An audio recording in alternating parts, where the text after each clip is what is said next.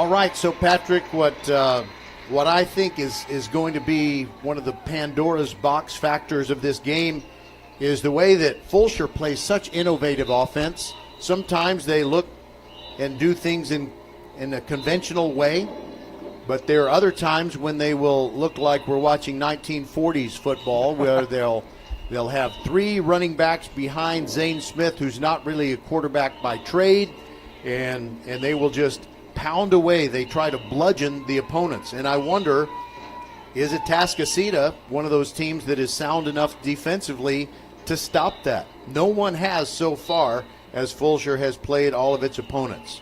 By the way, let's name the captains for Fulshear as they move out to the middle of the field. Caleb Augustus, Zane Smith, Demarius Froh, and Patrick Broadway. By the way, if you want to know what the Atascocita uniforms look like, they look very much like Auburn, except they have orange. I'm sorry, they have red instead of orange, but they have the navy blue numerals, and they are the visitors tonight. So they have the white jerseys and the white pants and the white helmets with an eagle logo over a red A on both sides of the helmet. One thing that we did earlier this morning, Patrick, is we broadcasted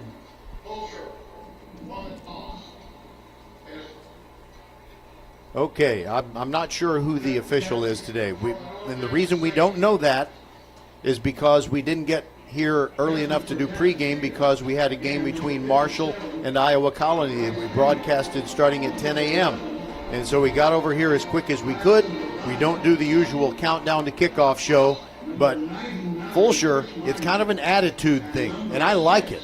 They win the toss and they say, we want the football now. And they're going to get it now. They're going to get it going into a bit of a wind coming from the north. Atascocita will kick off from our left to right with the wind at their back. I don't know how much of a wind do you think there is today?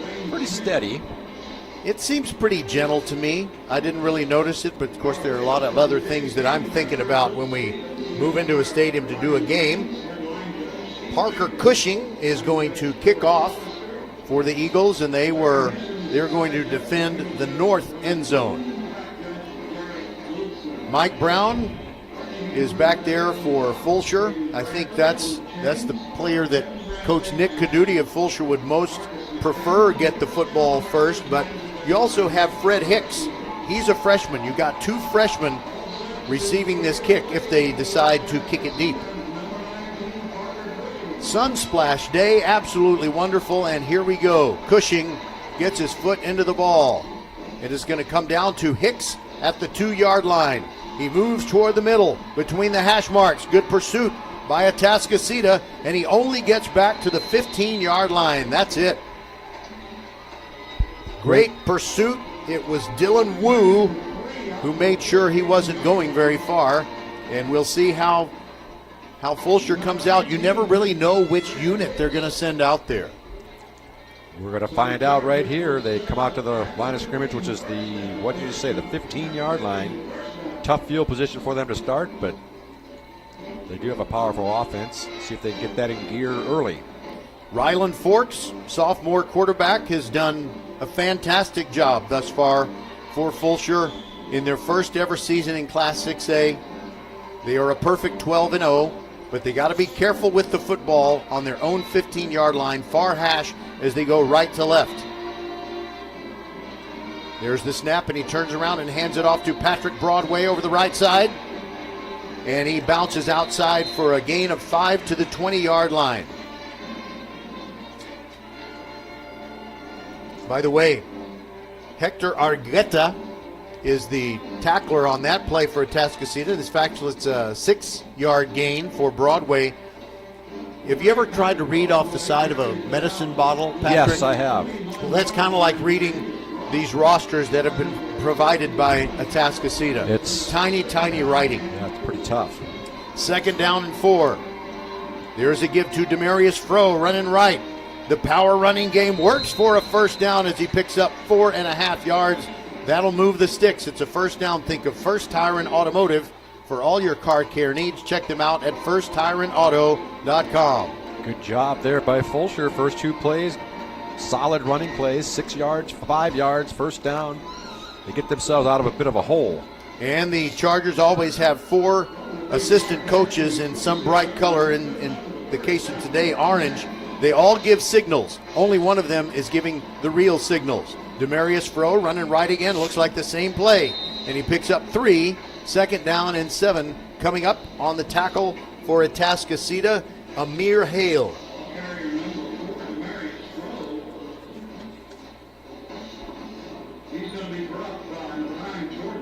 By the way, Creighton Dickey comes in as one of the running backs, and now they're going to move Zane Smith under center. With a couple of backs behind him and a slot back to the right. They're pretty tight on their formation. On second down and 7. Smith takes the snap, gives it to Broadway on a misdirection play, but he is hit behind the line, and he just fights back to the line of scrimmage, and that's all he's going to get. Rayvon Sauls got a hold of his ankles and would not let go, and now it's going to be a third down and 7. And they'll bring Ryland Forks back onto the field. Also, Mike Brown, he's kind of the mighty Mike freshman receiver. But they don't have any wide receivers in this present set. Mike Brown is lined up behind Ryland Forks, and you've got 2 tight ends. Fake handoff, rolling out to the right is Forks, looking down the field, throws, and it's caught by Braden Kennedy, but out of bounds. He's out of bounds by about 2 yards on that. Not much of a chance to catch that in bounds. Good defense by Atascocita. And the Fulshear players, look at this situation. 4th and 7 from your own 28. They're looking at the bench because they don't necessarily know if it's going to be a punt. Would they possibly be so brash as to go for it on 4th and 7? Well, they're lined up like they intend to do just that. Forks out of the shotgun, rolling left. He's looking down the field, looking for Brown. He's got the catch. He's got the first down. That's cojones, Patrick. Well. Brandon Washington made the tackle, but Mike Brown, the freshman, gets open on the near side. Just a basic down and out. Some people would not call that cojones, but it worked out for him. Well, how about hubris? How about chutzpah? I could think of some other words, but well, let's it worked hear out for him. Let's hear them. Well, I was thinking of foolish.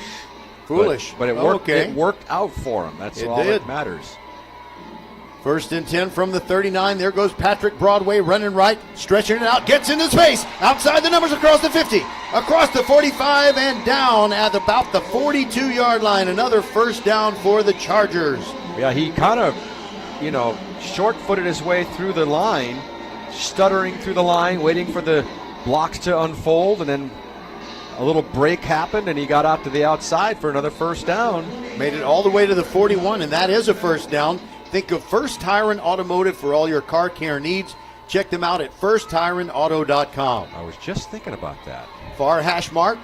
Fulshear is rolling now. Brown goes in motion and an option to the right. Forks keeps it, goes into the massive bodies, plows ahead, got about 3. Second down and 7 coming up on top of the pile for Atascocita. Just one of their several tacklers, Hector Argueta.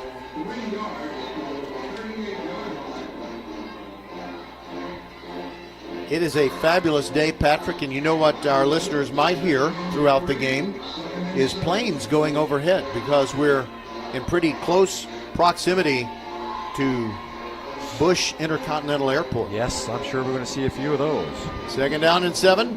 Give to Zane Smith running right, stiff arms a man, gets near the sideline, gets to the 45, and a flag comes in very late.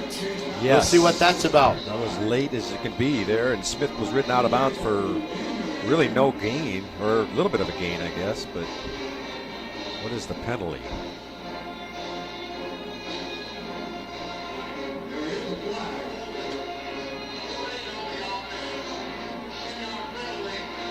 It's holding on the offense. It's a 10-yard penalty from the spot of the foul. So they'll repeat second down. And it'll be second down and 16 and a half. Yeah, tough situation here. Yeah, that flag came flying in there as Zane Smith was making his cut to the outside. Somebody must have grabbed onto somebody on the way around the end. Forks, the quarterback, 3 backs behind him. Zane Smith, Demarius Froh, and Patrick Broadway. No wide receivers. Forks going to keep it around the left side. He's got room. 40-yard line, 35, near sideline, 25, 20, 15, and bumped out of bounds. It's going to be inside the red zone. Hunter Sowell knocked him down. You know what? There was actually a player for Atascocita a few years ago, and he pronounced his last name Sowell. So I think maybe it's actually Sowell. Might be his little bro. Soul. S-O-W-E-L-L. Soul. It's all about soul. Not Sowell. Soul. Not Sowell either. Doesn't rhyme with Thurston Howell. All right, there goes Demarius Froh over the right side. Cuts it back to the middle, inside the 5. Dives to the 3. And the Fulshear opening drive continues. They're making it look pretty strong here on this for opening drive, and it was the big 4th down, and was it about 9 on that 4th down play that they had? 7. 4th and 7, which kept the drive alive, and since then they've been marching. And they've had the ball for 8 minutes and 20 seconds. No, I'm sorry, that's wrong. Yeah, I guess it is. 7 minutes and 20 seconds. My math was a little off, but not that much. No, it's still off. But there goes Forks. He twists into the line. It's a touchdown for the Fulshear Chargers on 1st and goal from the 4. Penalty marker on the play, I think. Was there or no? No, I think there's a little yellow circle. Yeah, it's no right marker. There. It's where they put the soccer ball. That's right. It's when they do those whack-a-mole penalty kicks. That's right. So it's a touchdown, Fulshear. I'm going to redo my math, but please first do. Let's describe this 2-point play. Forks hands it off to Broadway. He wants to pass it. Throws it to Trey Jametta. The 2-pointer is good. It is 8-0. Fulshear on top. Okay, Patrick. Yeah. 4 minutes and 36 seconds. That's how long the opening drive took. It starts at 12, right? All of a sudden, I had changed a rule. You know, high school quarters are 12 minutes, but I changed it to 15. That's right. I didn't mean to. All right, great opening drive for Fulshear. We'll be right back on VypeFortBend.com.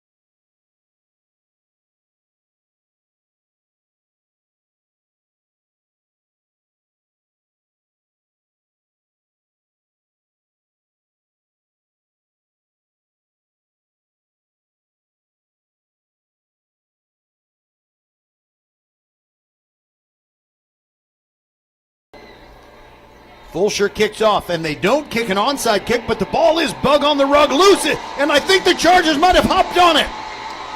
I think they got it, Roger. Atascocita allowed the ball to hit the ground. It kind of went sideways. One guy touched it for the Eagles, but it squirted out from under him, and the Chargers do have the football at the 28-yard line of Atascocita. What they did there is they had everybody pulled up, Atascocita ready for the onside kick, but they looped it over them. And there was a big gap, big opening in there between the front lines and the deep man, and it landed right in there and took a sideways hop, and he couldn't get it. The Chargers got on it. Now, Atascocita has 2 great offensive weapons in Torrey Blaylock and Carday Mack. However, neither one of them has been able to get on the field and carry the football. It's just the way you take care of people like that. Don't let them get on the field. Patrick Broadway is going to take the direct snap. He runs to the right, looking for daylight. Stiff arms a man, makes a move, struggling, pushing forward, gets about 4 yards on the play. So it'll be 2nd down and 6 coming up. On the tackle for Atascocita, Jordan Johnson. Craig Stump, by the way, the former Aggies quarterback under Jackie Sherrill, is the head coach of Atascocita and has been for a long time. Back in 2020, Ridge Point defeated Atascocita in the playoffs the first year of Coach Rick LaFavors, but every year since then, Atascocita has eliminated Ridge Point from the playoffs. That was actually a 6-yard gain at 2nd and 4, but on 2nd and 4, it's a tackle for loss. Braden Slicing Washington. through. Wow, that was Broderick Malone who dumped Patrick Broadway for a loss of 1, so it's 3rd and 6. What number did that? I thought it was number 2. Braden Washington. But anyway, it was a great tackle for loss. Still 3rd down and 6 for the Chargers here. They're still in pretty good business. They're in that tight formation. Straight T behind the quarterback. Yeah, and they don't have a true wide receiver in the game.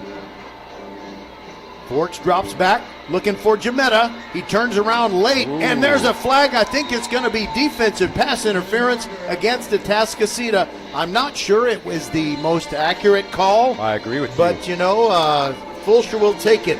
Tavon Bolden was the defender. They were bumping each other, and it was hard to see who was doing the bumping. But it looks like it's going to be against the defense. They're huddling up, though, at the 22-yard line, the officials. Let's see what the call is. Do we have a mic for this game? Let's see. I think we do. They're going to call it. It's not the clearest, but it's okay. It's a pass interference call against the Atascocita Eagles. And it was on the man you mentioned, Bolden. I didn't see the whole play, so it was hard to really tell. But I saw that there was contact, but it's hard to tell who was contacting who. Well, Trey Jametta is just a sophomore, but I think he's wise beyond his years because he created a situation where it tempted the official to throw the flag, and he did. I think you're right.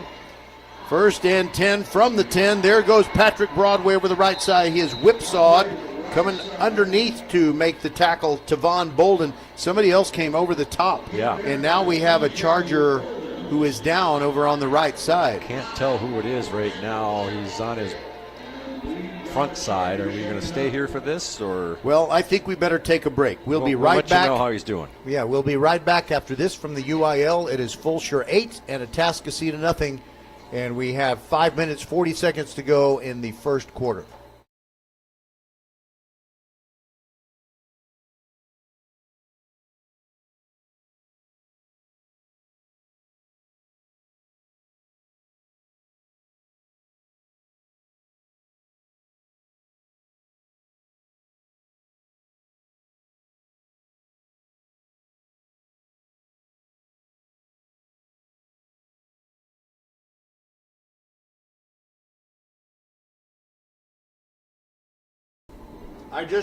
I just realized something.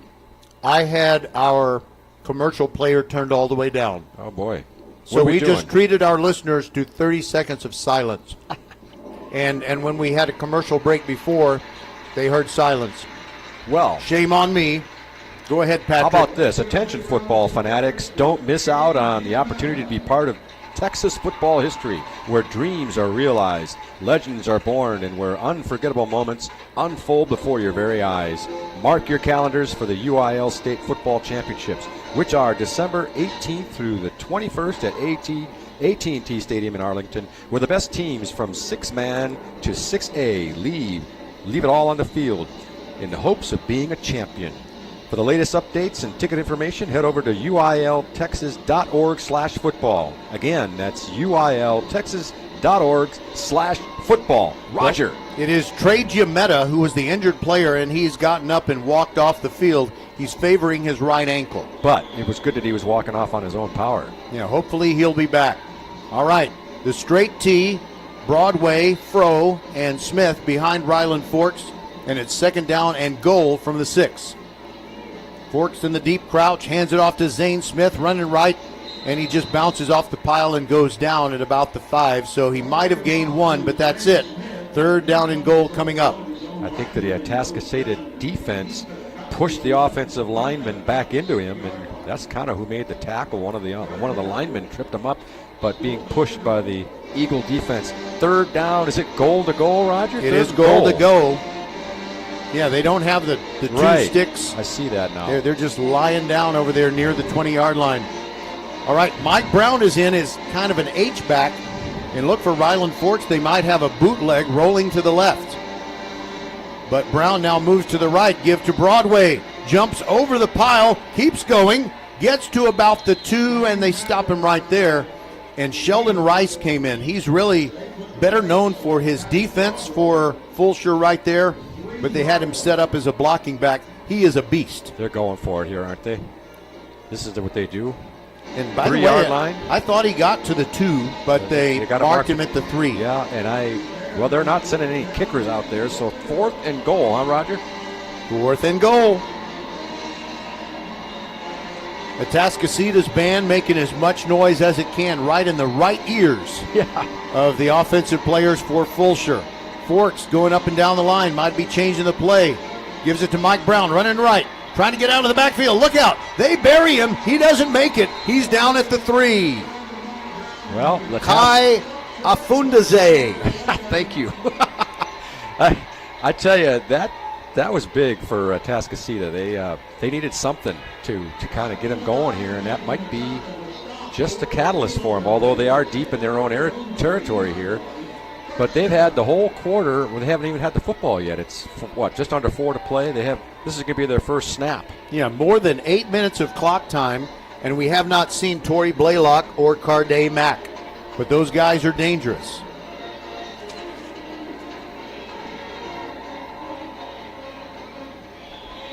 Both of them lined up in the backfield.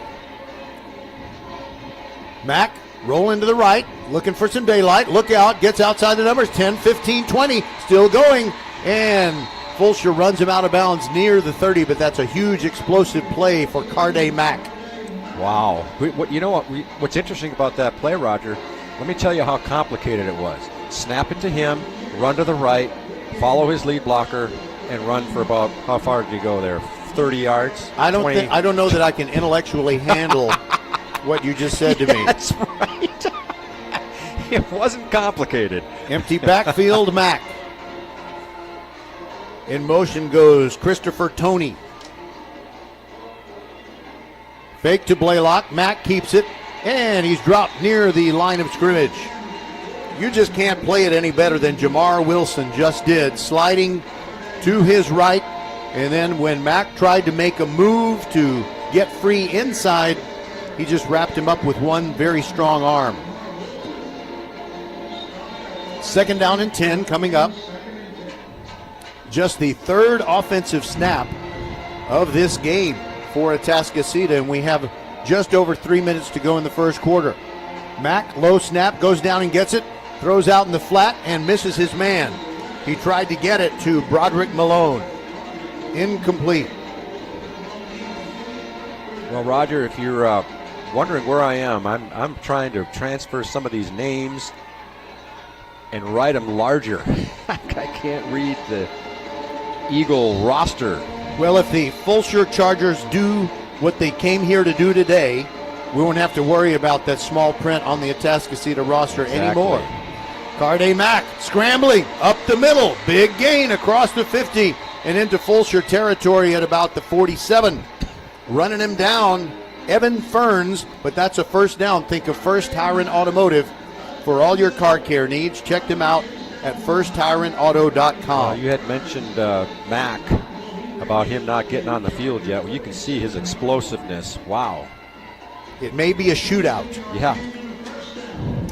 He takes the snap, gives it off to Blaylock. He bursts through, and he's going to score, I'm afraid. 20, 15, 10, 5, touchdown. Wow. No flags, and Torrey Blaylock takes it to the house.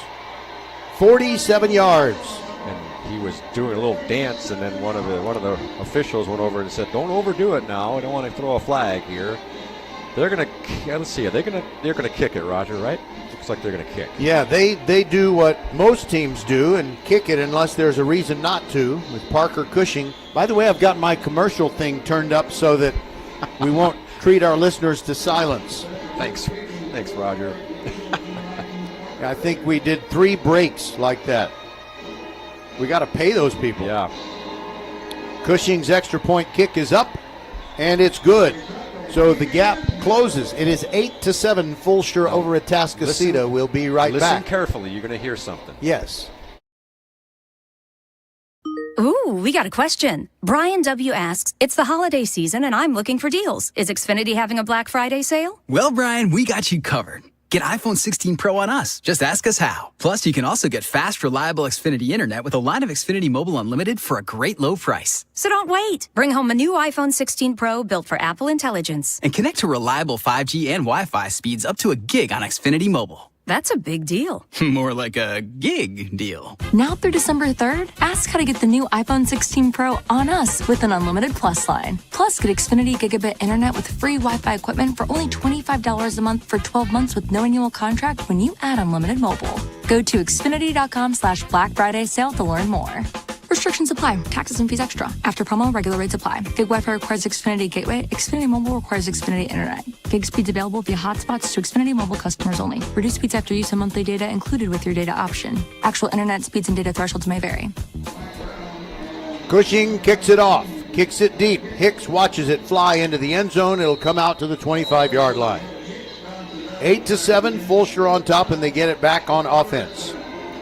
So unconventional for those who are hearing about Fulshear for the first time. They disdain the idea of kicking an extra point. They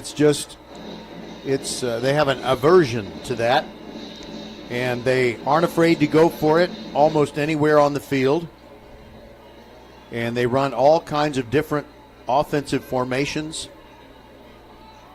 and they change like a chameleon to something more wide open, and then sometimes they just keep it right between the tackles. Keeps the defense unsure. Atascocita with a very large defensive front. There goes Demarius Fro running right, and that's about your 2 yards in a cloud of dust play as he dives into the mass of humanity. On the tackle, Chris Miner. He weighs 325 pounds, according to the roster with a very small type. And to look deep into that one. Yeah, the cloud of dust is going to be, you're not going to be able to use that anymore, Roger. It's going to be a pile of rubber pellets. Yeah. There's still dust. You just can't see it from the stands. Second down and 8. Forks turns around and hands it off to Broadway coming left. He comes out of the scrum. 30, 35, 40. Near sideline. Cuts back to the middle. Across midfield and down to the 47 of Atascocita. What a good run that time. Looked like he was going to be stopped for no gain. And he just kept it going and got on beyond the 50 to the 47-yard line. And Atascocita's wondering, wait a minute, we should have had him back at the line of scrimmage, and they didn't get him. Caden Anderson and Tavon Bolden on the tackle. And they don't want to be making all the tackles because they're the defensive backs. Well, that big defensive front of Atascocita, if Fulshear is able to keep doing what they're doing, by the time we get to the middle of the third quarter, those guys are going to be gassed. I would think. If it continues. That's a big if. All right, Forks hands it off to Zane Smith. Moves right, runs over somebody, keeps on pushing, gets 3, maybe 4 yards. He just went helmet to helmet, and I believe it was with Caden Anderson. I guess if you're the running back, you can do that helmet to helmet thing. You want that guy making a tackle if you're Zane Smith. He made the hit, did Anderson, and then he kind of got run over, but at least he hung on. He didn't let his feet go. Second down and 6 after the 4-yard pickup, and we're in the final minute of the first quarter. Fulshear leading 8-7. Forks under center, turns around, gives to Fro, running right, got a first down, diving to the 35-yard line, and that'll move the sticks. And they are just not only getting good yardage, but knocking Atascocita tacklers backwards, even when those tacklers kind of have a piece of the stop, you know? Right. Like Hunter Sowell just doing the backwards forward roll. What's going on here? Well, I think Fulshear is willing to just let the first quarter clock run out. It's down to 23 seconds. That doesn't seem like them. Seems like they would be going for another play, but the clock is under 20 seconds. Both teams at the sidelines, and I think you're right, Roger. Well, before we take a break at the end of the first quarter, I want to say that Trey Jametta back on the field. That's awesome. So maybe it was just a little cramp in the calf or something instead of an ankle problem. Just make sure you got the volume up on this now. Yes, the volume is up. I won't make that mistake again today. Maybe some other day. We'll be back. VypeFortBend.com. 8-7 Chargers. Be the first to know. Sign up for the First Tire and Automotive email updates and be the first to hear about exclusive promotions and special offers. Plus, get a $10 off coupon for your next service just for joining. First Tire and Automotive always treats you like family and puts you first. $15 off your next battery purchase and $75 off service totaling $500 or more. Head to the website for even more specials and to set your appointment. FirstTireandAuto.com. First Tire and Automotive supporting school and youth sports programs for over 26 years. Get to one of First Tire and Automotive's 4 convenient locations in Sugar Land and Cinco Ranch. FirstTireandAuto.com. By the way, Patrick, I just saw a new Fulshear hoodie. On the back it says, "The school you wish you went to." They are very attitudinal at Fulshear. They expect to be great. They are great so far, especially in this game. Especially athletically great. So the ball is at the 36-yard line. 1st and 10 for the Chargers, now moving left to right. That is from north to south. And over the right side goes Patrick Broadway. And 2 Atascocita tacklers overcome him. There's really nothing he could do there. Caden Anderson making the tackle, and Broadway just making sure he held on to the football. And Anderson had him by the feet, and he just kept hanging on. And then, as you said, numerous Eagles came and finished it off. Well, they did give him 1 yard of forward progress. So it's at the 35 with a 2nd down and 10. And now we have a very conventional setup with the single setback. That is Patrick Broadway behind Ryland Forks, and the H-back is Zane Smith. And now it's a bootleg and a backward pass. Look out, it is loose. Zane Smith jumps on it. They called it incomplete. They called it incomplete. Okay. Well, that was close though, wasn't it, Roger? Yes, I was just calling what I saw, and Yeah. it looked like it was absolutely parallel to the yard lines. They called it. The referee down there was going incomplete pretty early, but boy, how could he tell? Because he's behind the play. It is a tough call for the officials to make because the referee is not in a position to make, neither is the head linesman or the side judge. We happened to be right on the line where it was, and sure looked fishy. Zane Smith got on it regardless. 3rd and 9. Forks gives to Fro, and he doesn't get the 1st down yardage. He does pick up 4 to the 31, but it's going to be 4th and 5, and they're going to go for it. Well, that was a surprise. Fro was running really hard through that hole, but he was also protecting the ball, which I like. He was really making sure he wasn't going to lose that thing. Go ahead. Sorry, Roger. Another thing about Fulshear, it's 3rd and 9 does not mean it's a passing down. No. Not for them. They play it like they got 4 downs. They don't have 3. They got 4. Forks wiping his hands off, and he drops back. He has protection, looking for Broadway, and he goes up for it. And I think there could have been a flag, but none was thrown. I think it was a pretty good no call. They both had the hands on each other. A lot of times they call it on the defense on that, but it wasn't, what's the word, egregious? It wasn't egregious. It was. It wasn't extreme. Yeah, hands on each other.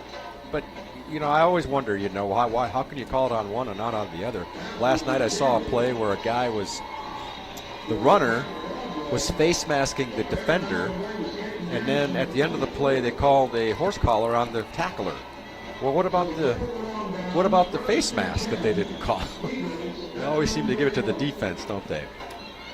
Yeah, the defense there's so many rules that favor the offense. That's for sure. Harday Mack, empty backfield, fakes to Blaylock, open on the near side, gets a 1st down and more out to the 46-yard line. Well, he really had the flow going with Blaylock on the pitch to the right. And as you said, Mack held the ball, and he found a lot of room to the left for a 1st down. Brian Hooven making the tackle, and that is a 1st down. So you should think of First Tire and Automotive for all your car care needs. Check them out at firsttireandauto.com. You have to remind our listeners where you can find a First Tire. Oh, yeah, they Auto. got one in Katy Cinco Ranch. Yeah, close by. All right. Here's the handoff to Torrey Blaylock. Oh, untouched. 40-yard line, 35. He's going to go. 20, 15, 10, 5 touchdown. Wow. The Fulshear defense is starting to experience the Atascocita offense. And let me give you a credit to Broderick Malone, who made the final block downfield. He had one defender to beat, did Blaylock, and Malone made a good block. A lot of getting around him. 55 yards. And that didn't take very long. What was it, 3 plays? It certainly was. Stanley. Parker Cushing on to add the extra point. Eagles on top 13-8. Make it 14-8. That's our new score. We'll be back on VypeFortBend.com. Professional volleyball is coming to Houston this January, featuring Olympic medalists Misha Hancock and Jordan Thompson. Love Houston Volleyball is Houston's newest professional team. Get ready to watch some of the world's best volleyball players, from Olympic medalists to NCAA champions and international superstars. With the action kicking off on January 9th, visit lovb.com for more information and tickets for Love Houston matches. Volleyball is the next major league. Be the first to know. Sign up for the First Tire and Automotive email updates and be the first to hear about exclusive promotions and special offers. Plus, get a $10 off coupon for your next service just for joining. First Tire and Automotive always treats you like family and puts you first. $15 off your next battery purchase and $75 off service totaling $500 or more. Head to the website for even more specials and to set your appointment. FirstTireandAuto.com. First Tire and Automotive, supporting school and youth sports programs for over 26 years. Get to one of First Tire and Automotive's 4 convenient locations in Sugar Land and Cinco Ranch. FirstTireandAuto.com. Cushing's kickoff, fielded by Jace McCurdy. He makes the fair catch. And it'll be Fulshear football at the 20-yard line. I didn't realize he was that deep when he made that fair catch. And by the way, don't you put it at the 25? If you fair catch it That's where they're inside the 25. Yeah, okay, now they're moving it. Yeah. See, the down box guy was at the 20. Yeah. And now he's not, which is appropriate. Right. Yeah, they're coming up with the tight formation again that's been fairly effective, but only for 1 touchdown so far. Zane Smith is going to move on. No, it is Ryland Forks. Never mind. Man, they are heavy to the right side of this formation. I don't know if I can even describe it. Now Forks hands it off to Broadway going right. 30, 35, 40. He's open. 50, 45, 40, 35, 30. Back toward the middle and finally dragged down from behind. He had to cut to avoid the tackle attempt of Brandon Washington, and that enabled the man chasing him from behind, Caden Anderson, to grab him. But, you know, if Fulshear ends up scoring, you're probably better off running a few plays than giving it right back to Atascocita. So back to that formation, it was everybody to the right. There was one blocker to the left of the center. So it was basically, we've got way more people on this side of the field. We're going to go here and see if you can stop us. Straight T formation. And they give it to Creighton Dickey running over the right side. That's his first carry. And he picks up 4 from the 16 to about the 12. 2nd down and 6 coming up. You know, I know Atascocita, even though they've beaten Ridgepoint more often than not in the postseason, I know they've been impressed with Ridgepoint, and they have kind of seen Ridgepoint do some stuff.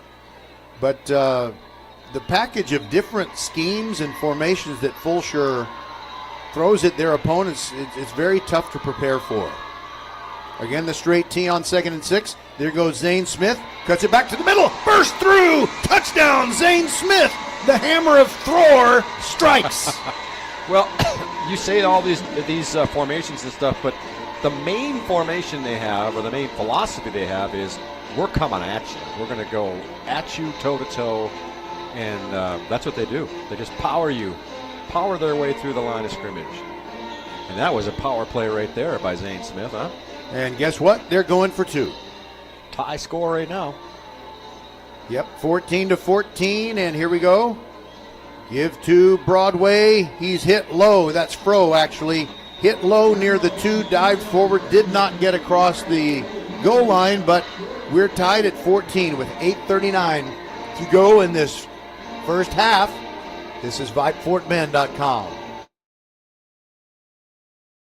Ooh, we got a question. Brian W. asks, it's the holiday season and I'm looking for deals. Is Xfinity having a Black Friday sale? Well, Brian, we got you covered. Get iPhone 16 Pro on us. Just ask us how. Plus, you can also get fast, reliable Xfinity Internet with a line of Xfinity Mobile Unlimited for a great low price. So don't wait. Bring home a new iPhone 16 Pro built for Apple Intelligence. And connect to reliable 5G and Wi-Fi speeds up to a gig on Xfinity Mobile. That's a big deal. More like a gig deal. Now through December 3rd, ask how to get the new iPhone 16 Pro on us with an unlimited Plus line. Plus, get Xfinity Gigabit Internet with free Wi-Fi equipment for only $25 a month for 12 months with no annual contract when you add unlimited mobile. Go to Xfinity.com/Black Friday sale to learn more. Restrictions apply. Taxes and fees extra. After promo, regular rates apply. Gig Wi-Fi requires Xfinity Gateway. Xfinity Mobile requires Xfinity Internet. Gig speeds available via hotspots to Xfinity Mobile customers only. Reduced speeds after use and monthly data included with your data option. Actual internet speeds and data thresholds may vary. By the way, just in case you're wondering, Fulshear does have a kicker. And it is Peyton Tucker, and it's an onside kick, and the ball is loose. And Atascocita recovers at their own 42. Falling back, Kyron Pate grabbed it, and it'll be 1st and 10 for Atascocita. He made a nice little nifty grab of that because he was falling back. Put that right arm out there.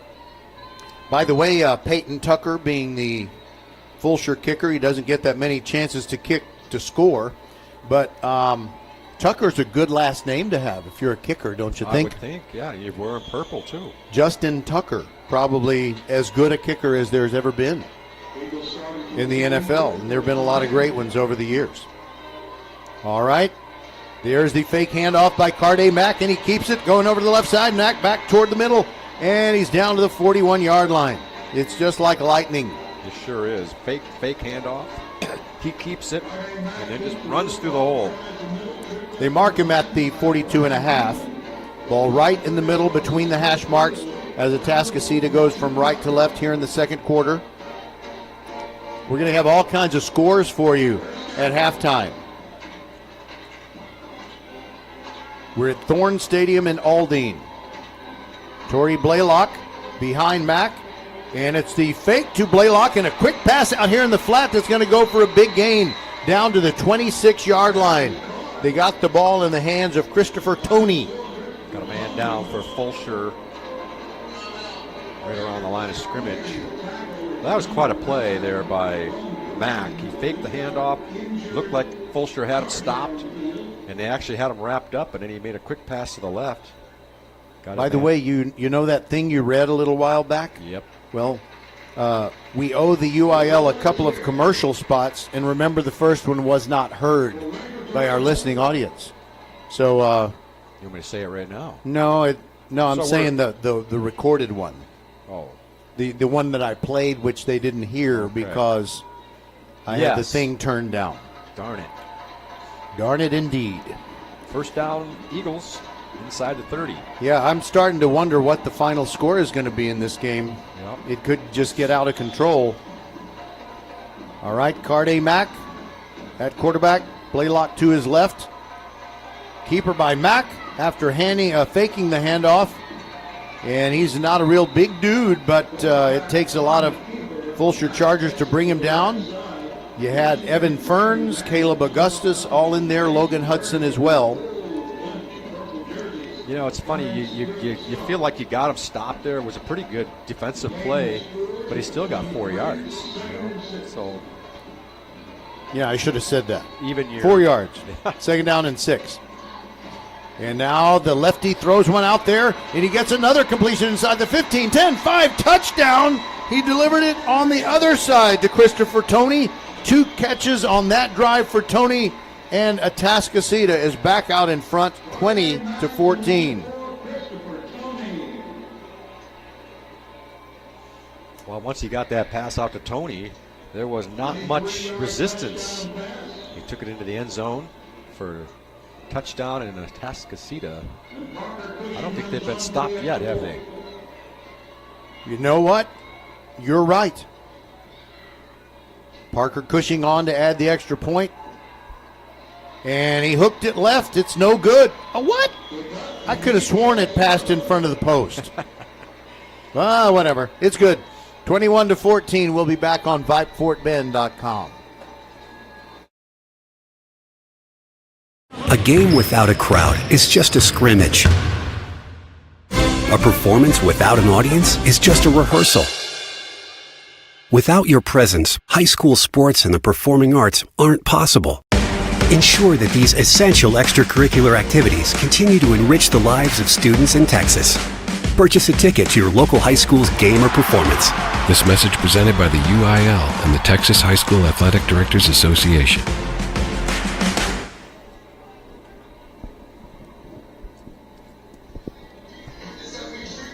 You know, when you watch a Fulshear game against a really high-quality opponent, truly, we just don't know what's going to happen next. Cursing the quest, courting disaster. What musical artist did I just quote? I'll let you tell me. That's Dan Fogelberg. All righty. All right, Cushing striding toward the football. He took a short run up the last time. And this is Mike Brown from the 13-yard line. Gets across the 20, and that's it. Down at the 23. Very happy with himself after the tackle. Gavin Merchant. And he should be. Yeah, he should be. He didn't go very far on that return, I'll tell you that.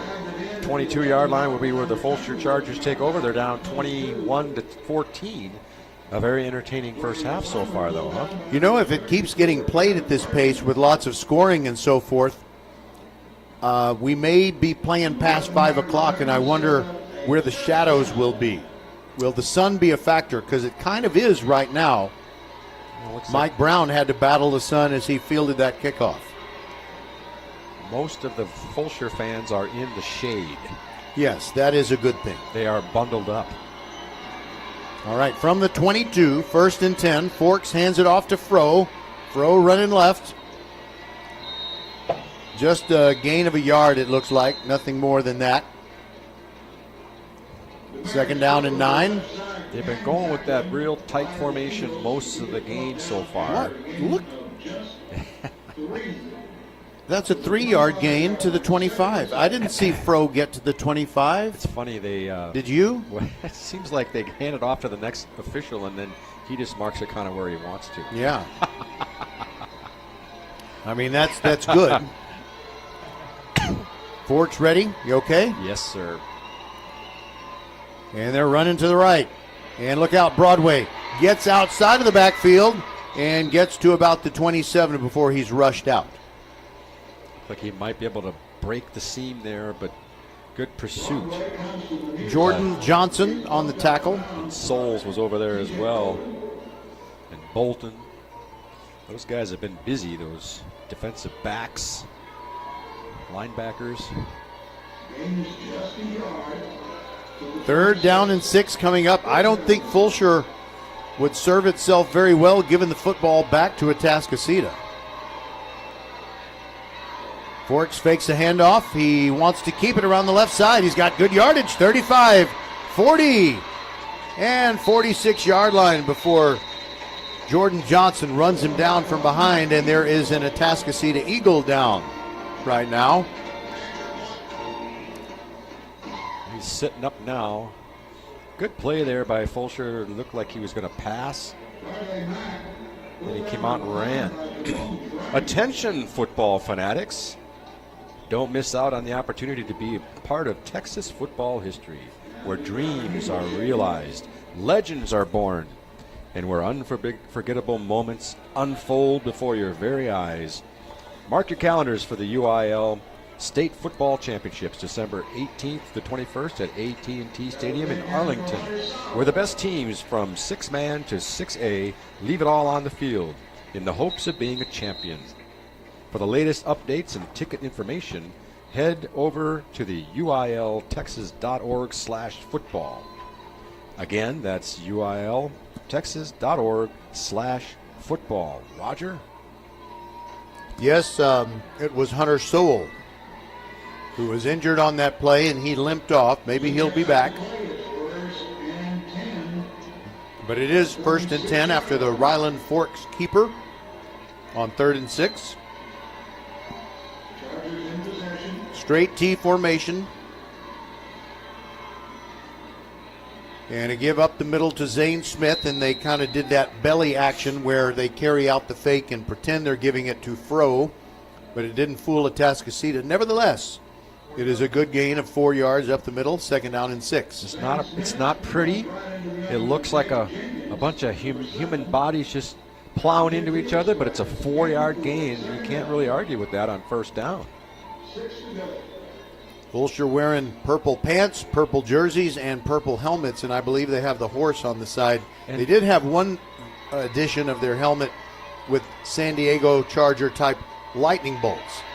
Running over the right side is Demarius Fro, and a nice submarine tackle coming in to get him was Tavon Bolden, but he still advances it to the 46, and it's going to be 3rd and 2. And many of the Fulshear players are wearing purple socks as well. Or is that black? Dark purple? Well, I see some that appear to be wearing black socks. Yeah, I think it's black. Black socks. Black socks. And black undershirts underneath the purple jerseys.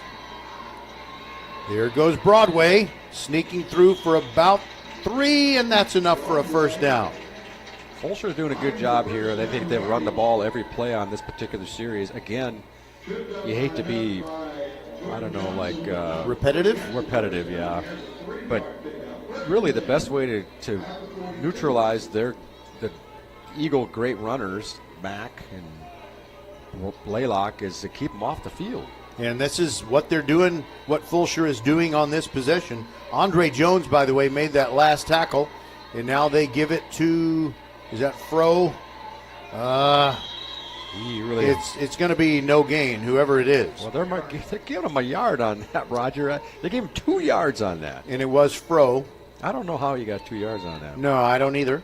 But I'm watching a different game or something sometimes. And they're on a yard line where we're almost right on top of it, where we can kind of see if the ball gets to the 40 or breaks the plane of the 40, so to speak. Regardless, they got another 2 yards out of that when we didn't think they got any. 3:44 to go in the half, clock ticking down. Forks looks over at his coaches, 4 of them all waving frantically. And running to the right is Fro, bouncing outside, look out, wrap up that football, gets it to the 36-yard line, pickup of 4.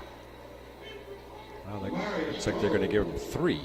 Yeah, as soon as I start conflating the gain, I know, Roger. Then they take a yard off. So, well, they got 3rd and 5 here as the clock just continues to work its way down to the 3-minute mark of the first half. All this running is making this a fast first half.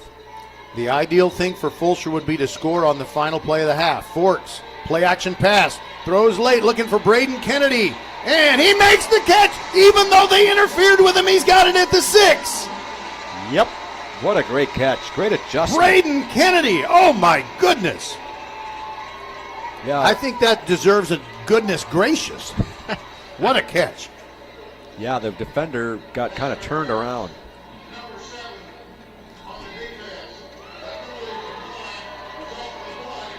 Jaden Jenkins was guilty of pass interference, but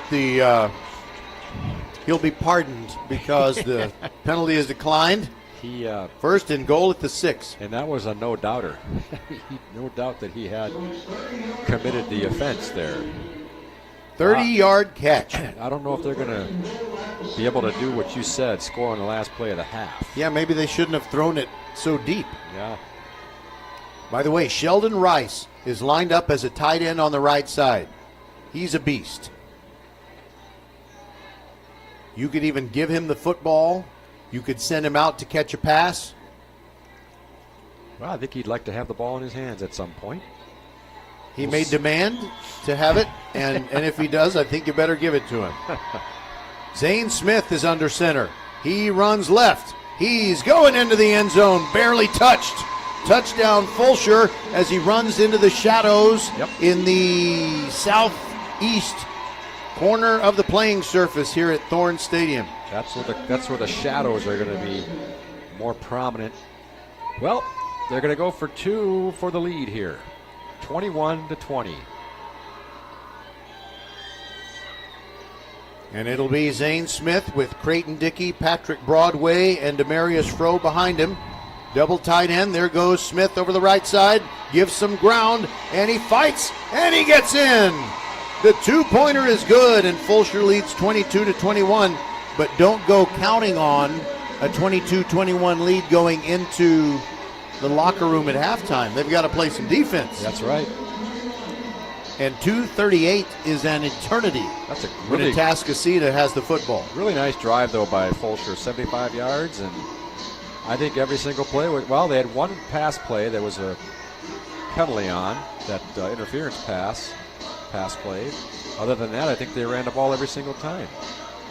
Good, sustained drive, which is what they have to do today. It could be the team with the last team with the ball today, Roger. You very well may be right.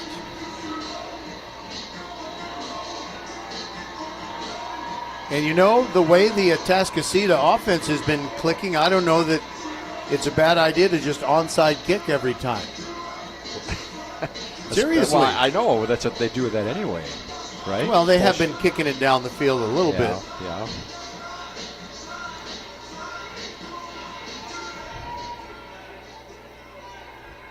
Let's see what they come up with here. Peyton Tucker with a short run up to the football, and he blasts it deep, and it goes into the end zone. So if Atascocita is going to score, they're going to have to do it from 75 yards out. Yes, sir. Hopefully not in one play. Well, but they're capable. They haven't had any much resistance so far here in the first half. See if Fulshear can come up with at least one stop here. You know, Patrick, there is nothing like that Thanksgiving Friday. Okay. It feels like Saturday, doesn't it? It always seems to for me. And then you have Saturday after Friday. And then we have another game for you tomorrow. The Randall Lions taking on Brenham from Waller at 2 p.m. Are you going to go with me to that game? This is not supposed to be doing this.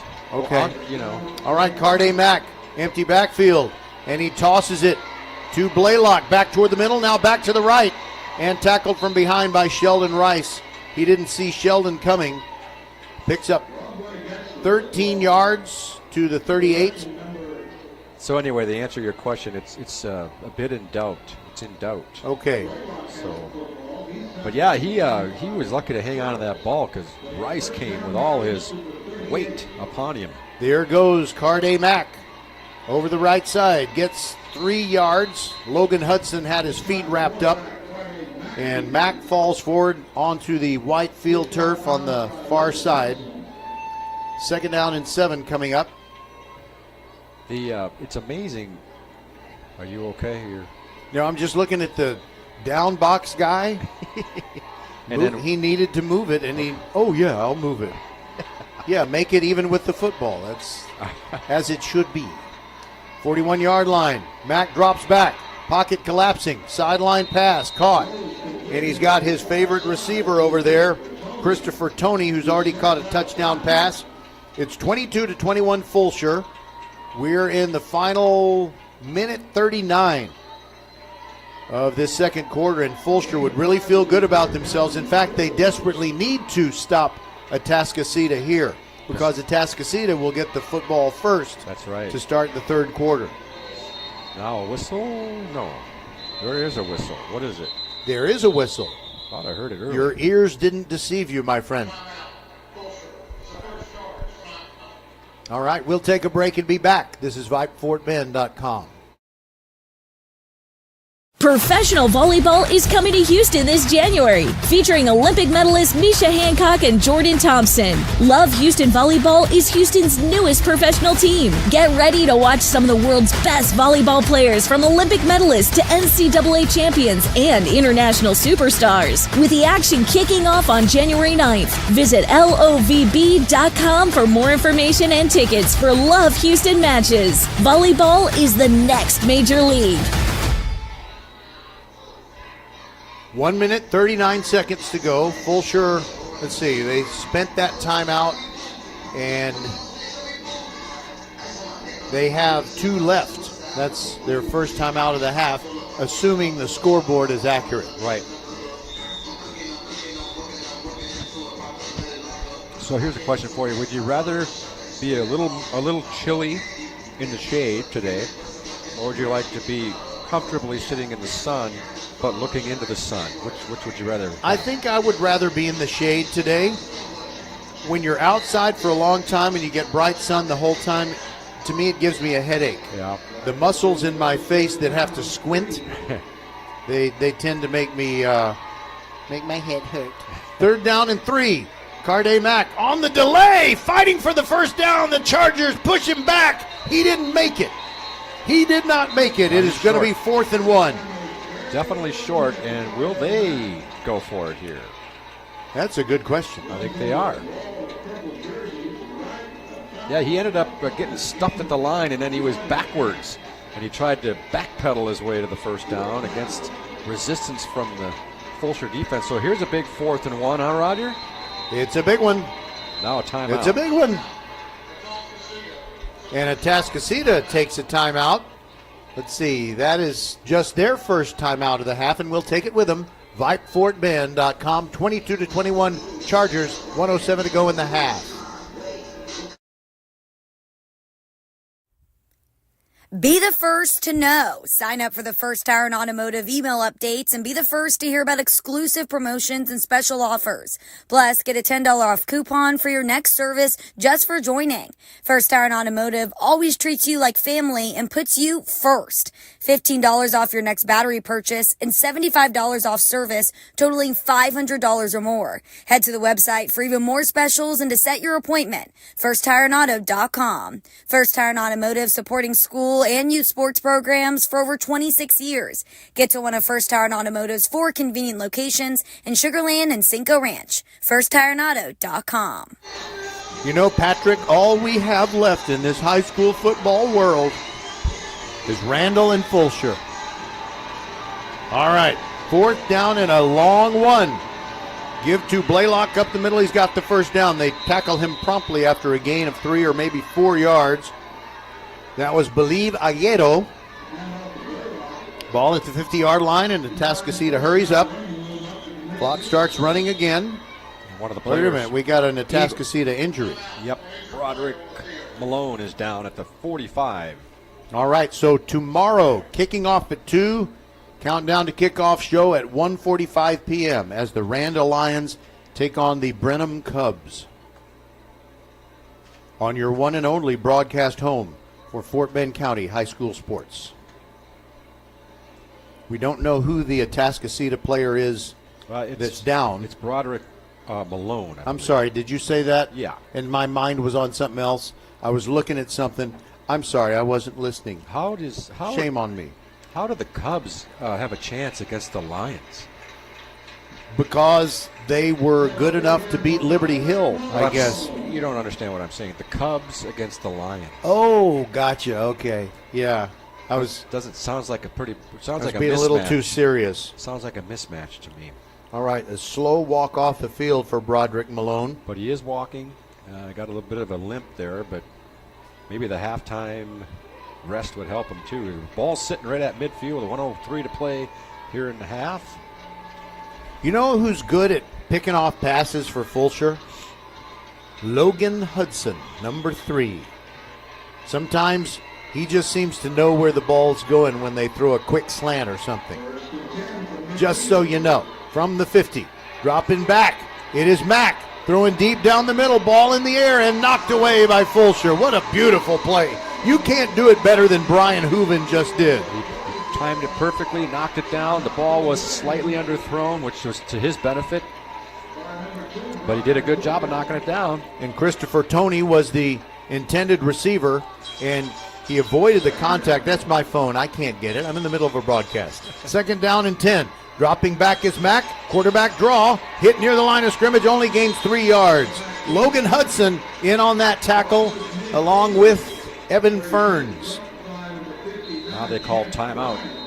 The Eagles. Yeah, the Eagles take their 2nd timeout of the half, and let's just keep it right here. Alrighty. 35 seconds remaining, and Fulshear's trying to go into the halftime up by at least 1 here. Well, you know, just when you think Atascocita is absolutely unstoppable, what Fulshear has done on the last 3 or 4 plays, I'm pretty impressed with. You got to keep great defensive discipline. You have to, make sure you stay at home when it's your turn to stay at home, because the way that Carday Mack can reverse his field is just very, very tough to deal with. Yep, they're doing a good job on this particular series. Now they have to finish off the series with another play here, 3rd and 8. Let's see what the Eagles come up with here. The Atascocita has the kind of offense that makes a defensive coordinator wake up in the middle of the night with a cold sweat. 3rd and 8. Mack claps his hands together, drops straight back. The lefty looking to the far sideline, now throwing over the middle, and the ball is knocked away, incomplete. Great play by Fulshear. David Obenor poking it away from Kyron Pate. And now it's 4th and 8, and Atascocita, I wouldn't believe this for a second, Patrick. They look like they're sending out the punting unit. They are. And I think they're I know they're sending out the punting unit, but is the punting unit going to punt? Yes, they are. I don't know. They're punting it. Ty Dornack is the deep snapper. Your son was a deep snapper. Yep. Parker Cushing waiting for the snap. It's a good one. And he does indeed boot it away. It's kind of a wobbler. And leave it alone. Just leave it alone. Mike Brown watches it roll inside the 10, down just inside the 8 with 17 seconds left. And I think the only thing to do here, Patrick, is just run out the final 17 seconds. It seems like that's what you should do from your own 10. You got a 1-point lead. You're going to go into the locker room with a 1-point lead. I think I'd take that, wouldn't you? Now, why are they moving the football? It was at the 8. Well, I don't know. I guess they're switching out the football. That was the kicking ball that belongs to Atascocita. Well, they marked it at the 10 again. So maybe that's where they downed it. I don't know. No, they've got it at the 8. Do they? Yeah. Okay. And Fulshear, in a rare show of surrender, puts a knee down to run out the final 17 seconds of this first half. All right. I wish those people would stop calling. I'll turn off my ringer. All right, 22-21. Fulshear emerges from the first half with that 1-point lead over Atascocita, and we'll be back on VypeFortBend.com and tell you every score that we think you might possibly be interested in. Big crowd representing Fulshear, and they cheer for their boys as they go to the locker room to talk it over. We'll be back on VypeFortBend.com. Ooh, we got a question. Brian W. asks, it's the holiday season and I'm looking for deals. Is Xfinity having a Black Friday sale? Well, Brian, we got you covered. Get iPhone 16 Pro on us. Just ask us how. Plus, you can also get fast, reliable Xfinity Internet with a line of Xfinity Mobile Unlimited for a great low price. So don't wait. Bring home a new iPhone 16 Pro built for Apple Intelligence. And connect to reliable 5G and Wi-Fi speeds up to a gig on Xfinity Mobile. That's a big deal. More like a gig deal. Now through December 3rd, ask how to get the new iPhone 16 Pro on us with an unlimited Plus line. Plus, get Xfinity Gigabit Internet with free Wi-Fi equipment for only $25 a month for 12 months with no annual contract when you add unlimited mobile. Go to Xfinity.com/Black Friday sale to learn more. Restrictions apply. Taxes and fees extra. After promo, regular rates apply. Gig Wi-Fi requires Xfinity Gateway. Xfinity Mobile requires Xfinity Internet. Gig speeds available via hotspots to Xfinity Mobile customers only. Reduced speeds after use of monthly data included with your data option. Actual internet speeds and data thresholds may vary. Mark your calendars. Professional volleyball is coming to Houston in January 2025. Led by Houston's newest pro team, Love Houston Volleyball. Get ready for non-stop action as some of the world's best players take the court. Featuring Olympic medalists Micah Hancock and Jordan Thompson, Love Houston is ready to compete for the season's first championship title. Get your tickets now for this historic first season. Visit lovv.com today. Volleyball is the next major league. Be the first to know. Sign up for the First Tire and Automotive email updates and be the first to hear about exclusive promotions and special offers.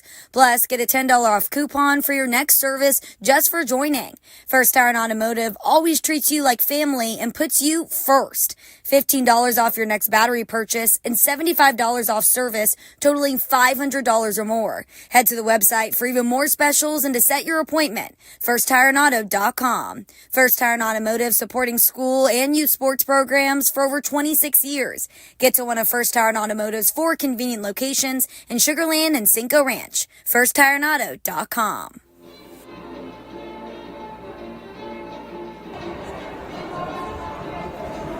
Welcome back to halftime on VypeFortBend.com, your broadcast home for Fort Bend County High School sports.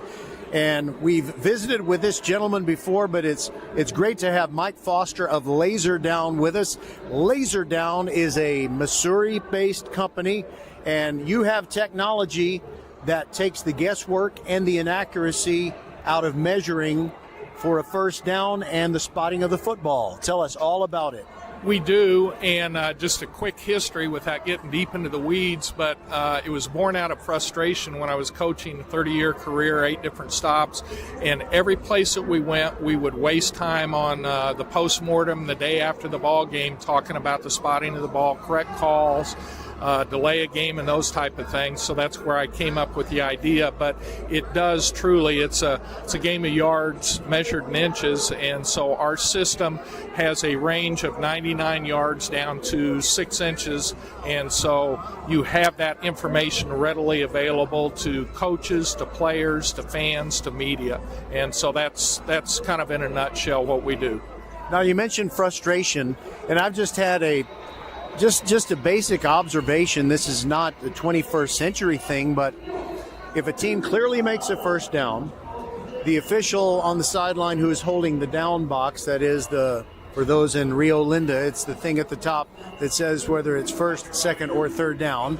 They flip that thing over, sometimes electronically, but you assume that gentleman or lady can look at the ball, and it might be a good 45 yards away outside the numbers on the far side. You assume that person can just eyeball it and precisely spot the down box, which is where the front part of the chains is set. So that's been my frustration. Now, you're going to tell us about basically how your stuff works, kind of in a Bill Nye the Science Guy simple way. But where have your products been used in very high-profile football games, including Texas high school football? Well, besides the state of Texas, we're right now presently in 32 states, plus the District of Columbia with the Naval Academy. And we've been used on all different levels. We've been at high school, junior college, small college, Division I. Our first customer was the University of Notre Dame, Nebraska, Tulane, Houston. We'll have 5 teams in the Big 12 this year. We've got a number in the Big 10 Southeast Conference, and so we're in all different levels. And then on the professional level, we've been used in the Senior Bowl and the East-West Shrine game at the request of the NFL. The NFL has used us in practice situations. We were with the Rams, the Seahawks, and the Cowboys a year ago in camps as they were kind of doing it. And then going back to the AAF, the USFL, the XFL, and now we're in the UFL also. So all different levels. It's a grind. We're continuing to expand.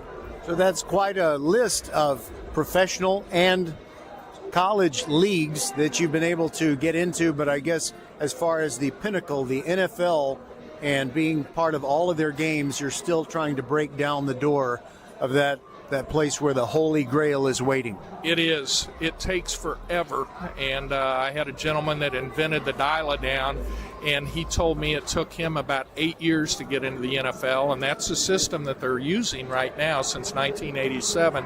And so he says, 8 to 10 years is probably the window that you're looking at and everything. So, yes.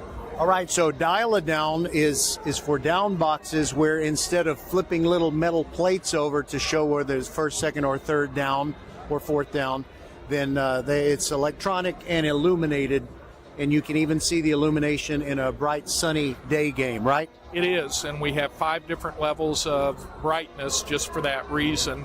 And I'll give you a quick example.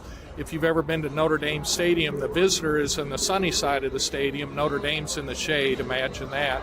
But so you can see it real well in the shade, but then they have to have it on a brighter setting into the sun. But we've been able to navigate that.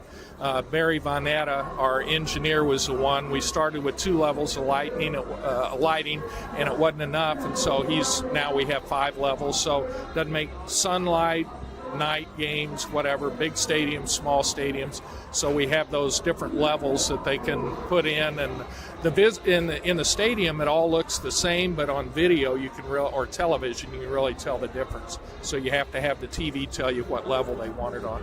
We're with Mike Foster of Laserdown, and we're going to have to take a quick break. But before we do, Mike, when you delivered your products to Notre Dame University, did the priest bless them? I think so, because they've won a lot of games since they've used them. So I'm a good Catholic, so I'm going to say yes. And I'm Irish, too. All right, Hail Mary, full of grace. We'll take a quick break. VypeFortBend.com. We'll be back on our halftime show with Mike Foster of Laserdown.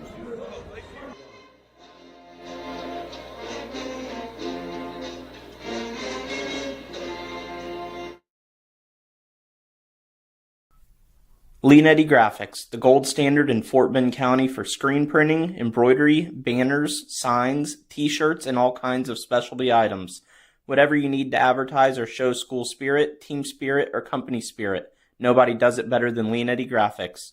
We started creating our products in an apartment 23 years ago, and now our state-of-the-art facility in Stafford has everything to make your vision come true. Call your friends at Leonetti Graphics, 281-499-4959. Leonetti Graphics, the official banner provider for VypeFortBend.com. Still got your Houston, Texas thing. All right, we are back with Mike Foster of Laserdown, and his equipment is able to make accurate spotting of footballs and proper, precise setting of the first down chains, so we get justice during football. That's what we want. We want accuracy. We want the team that deserved to make a first down or to get a stop and to win or lose a game. We want all of that to be justified. So what is something that you haven't covered so far? I have a couple of other specific questions. Well, one of the great things about it, it's sped up the pace of the game because they don't have to make as many measurements.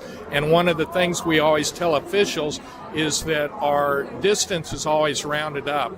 And the importance of that, and we got this from officials and our engineer did it, if it's actually 4.5 yards on the field, the true measurement, it's going to round up to 5, and they need that for penalty reasons. Or if it's 5.5, it's going to show 6, and so they know whether they have to walk off those penalties. And so it just simply speeds up the game, and again, everybody has that information instantly, and so they have more time in the huddle or at the line of scrimmage to make their calls, because that instant information is important. Data is the most important information, and everybody has it instantaneously. So Laserdown equipment has been used at the UIL State of Texas High School Football Championship games for how many years? 6 years. This will be our 7th year, and then we've been used in TAPS for 2 years, and this will be our 3rd year for TAPS. So that is the level to which all of our Fort Bend County high school teams and everybody, the hundreds and hundreds of schools across the state of Texas want to get to that place where Mike Foster's equipment is measuring for first downs and so forth. Now, Mike, I want to bring up a play that happened last year, and I know you've seen it on video. You maybe didn't see it live, but when the Texas Longhorns were playing at the University of Houston, the Cougars were down 31-24, probably their last possession. They had gotten into the red zone, and they ran a third down play where it looked like the guy got the ball beyond the need for a first down, but he was jobbed on the spot. It was obvious. They put it about 2 feet short of where it should have been, and instead of having a first down, the Cougars had to go for it on fourth down, and they came up short to the eventual national semifinalists, the Texas Longhorns. So your technology can put something basically within the football that would prevent that mistake, right? Well, it's a separate system from ours, but it's been used in conjunction with, and particularly this last year with the UFL, because they had a system which called Hawkeye, which has a chip in the ball, and it was actually developed for tennis, and then they have different cameras around the stadium, and so it measures that last 30 inches. And so our system goes down to 6 inches, but it doesn't cover that 30 inches that they're looking for. So they use both systems together. You're always going to have a chain system, and ours gives that instant information up to that last 30. But yes, that probably I remember watching that video, and it would have made a difference in the University of Houston season possibly at that point. And the ironic part about it, one of my good friends, Willie Fritz, is now the head coach. When he was at Tulane, he used our system.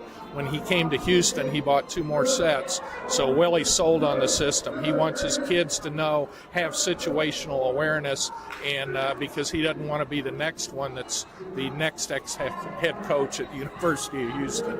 And you have something in common with Willie Fritz, and that is you are on the distinguished list of A-list heavyweight halftime guests on VypeFortBend.com in 2024. Well, I'm sure I'm second place to Willie. He deserves that. He's been in Texas a lot longer than I have, and he's done a great job, but he's a great friend. I've known him since he was at Coffeyville Community College back in the late 80s, early 90s. Name dropper. Anyway, I do the same. I can't judge you for that. Way back in July at the Texas High School Coaches Association Coaches Convention, that's where I was able to first meet Willie Fritz, and I found out that he's got a grandbaby, and I got my first grandbaby coming in either late December or mid-January. Well, that is awesome. Congratulations. And I can tell you that being a grandparent, my wife and I, Peggy, are proud grandparents of 16, so we love it. So you can't have enough of them. So congratulations to you and Willie, too. All right, the NFL playoffs are, just weeks away, and I know you are supremely confident that your Kansas City Chiefs are capable of winning yet another Vince Lombardi trophy, and I want you to tell me who's going to hoist the trophy in February as the holy grail of the National Football League. Well, it's no doubt they're going to be the first one in the modern Super Bowl history to three-peat. Patrick will be on stage, and I'm sure he will be the one that's most responsible for hoisting it. But you got to love him because he's a Texas guy. So, yes, absolutely. White House High School and all those kind of things, and so it's wonderful. So we like to have somebody from Texas that has won a Super Bowl in a few years. Not just Texas High School, but Texas Tech.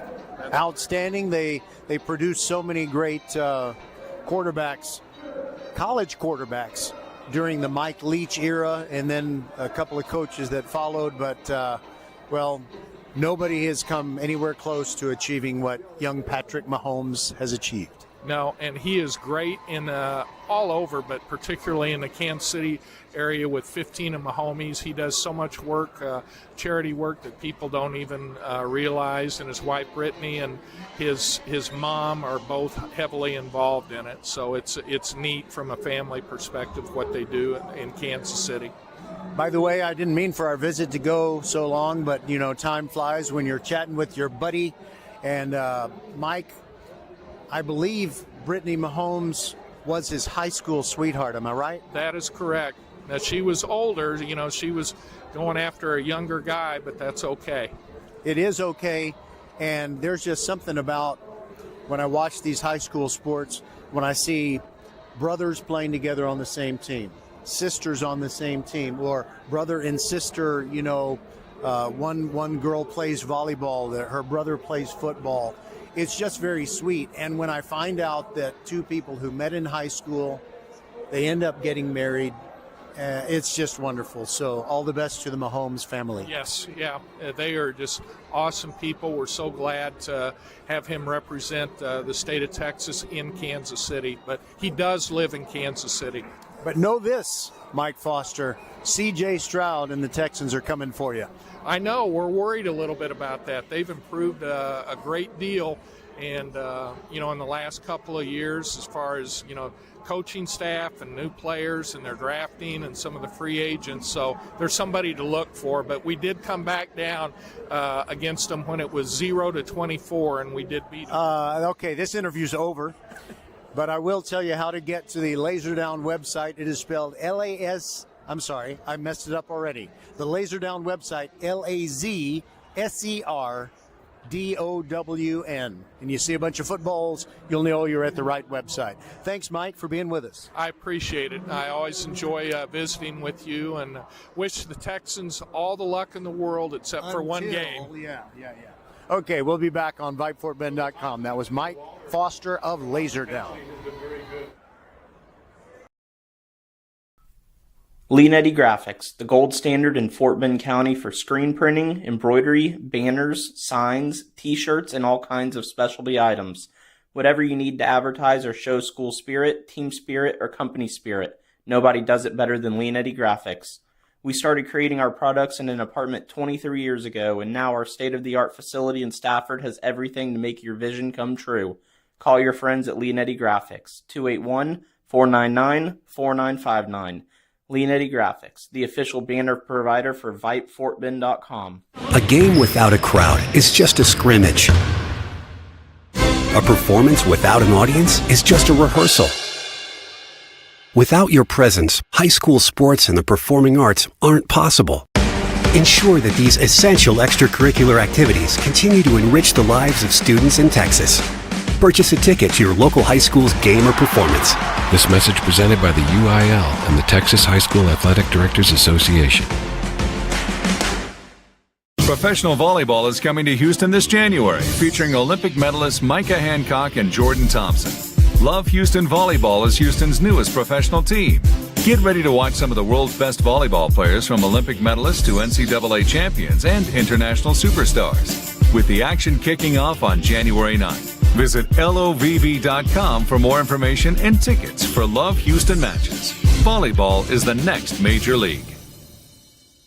Be the first to know. Sign up for the First Tire and Automotive email updates and be the first to hear about exclusive promotions and special offers. Plus, get a $10 off coupon for your next service just for joining.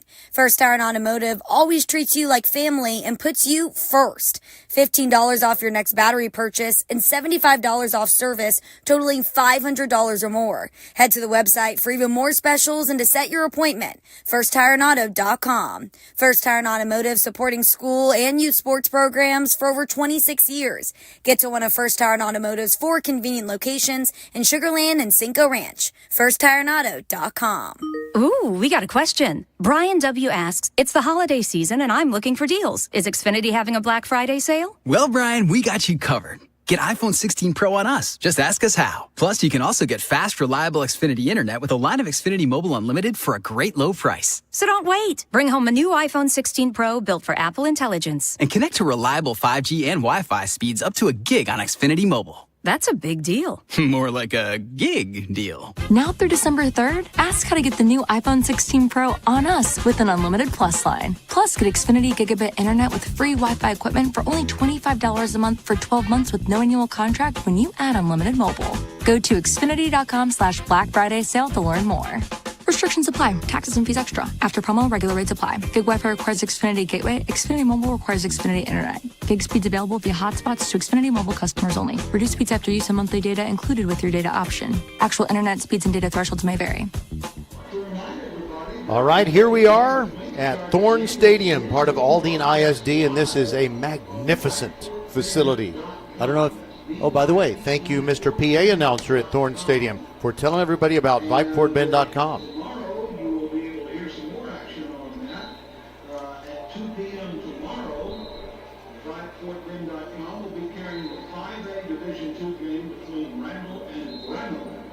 Yes, there you go. See, Patrick went in there and sweet-talked Mr. PA man, and he reads our announcement. We love when that happens.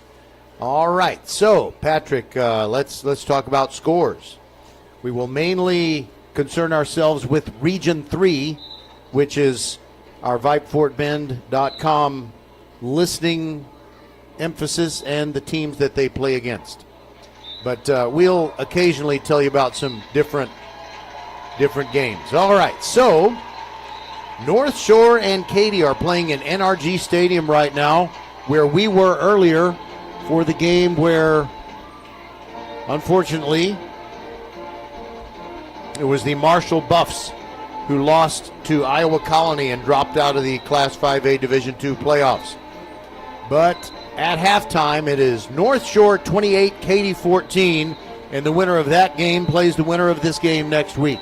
You think you can handle that, Patrick? Well, it's going to be quite a game, I would imagine. Of course, if it's not Fulshear winning here today, then we're done with Class 6A football. Well, perish the thought. Yeah, perish the thought. All right, so we got Straight Jesuit and Kingwood playing each other later this evening. Also, later this evening at NRG, it is going to be Summer Creek out of the same Humble ISD that produces Atascocita. And Summer Creek is playing Katy Jordan at NRG after North Shore and Katy are done with their game. You keep everything straight so far? Yes, sir. Because there's a lot to kind of, organize in your mind. All right, disappointing outcome, but it looks like Class 5A Division I, Aledo rolls on. They never seem to lose. 62-7, they beat Amarillo Tascosa today. Later on today, College Station is playing Angleton. That is an awesome matchup in Class 5A Division I, Region 3. And A&M Consolidated leads LaPorte. That game is in the first quarter, 7-0. A&M Consolidated over LaPorte. I fully expect College Station and A&M Consolidated to play each other in the next round. And that is going to take a close second behind Longhorns versus Aggies in importance. Yeah, right. All right, let's see. Smithson Valley, how about that? Sydney Zimmerman, head volleyball coach at Fulshear, went to Smithson Valley, and her dad, Robert Touton, is on the staff there, and Smithson Valley beat New Braunfels 56-21. So good for the Rangers. I hope they move on and beat Aledo at some point. Please, somebody beat Aledo. All right, I'm going to skip some of these because I know people don't feel the same way as I do.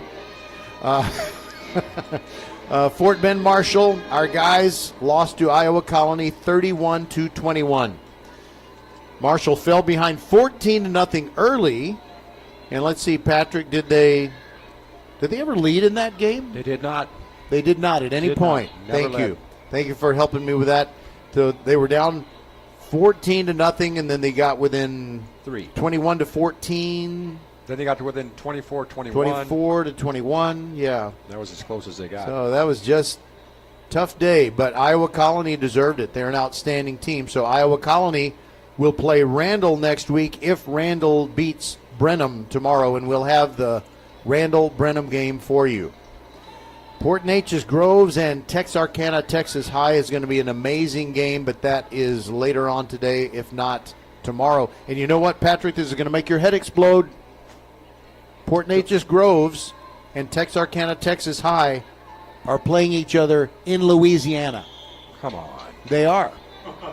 Northwestern State, home of the... How can that be? Of Bobby Hebert's Northwestern Demons. How can you have a Texas high school I don't know. That's what they agreed upon, but there's no rule prohibiting it. Okay, here we go. We are starting the third quarter. Kicking off, as usual, Peyton Tucker, and he kicks it kind of angled, and the ball is on the ground. And Fulshear lets the runner get through and out to about the 35, 36-yard line. That's a shame.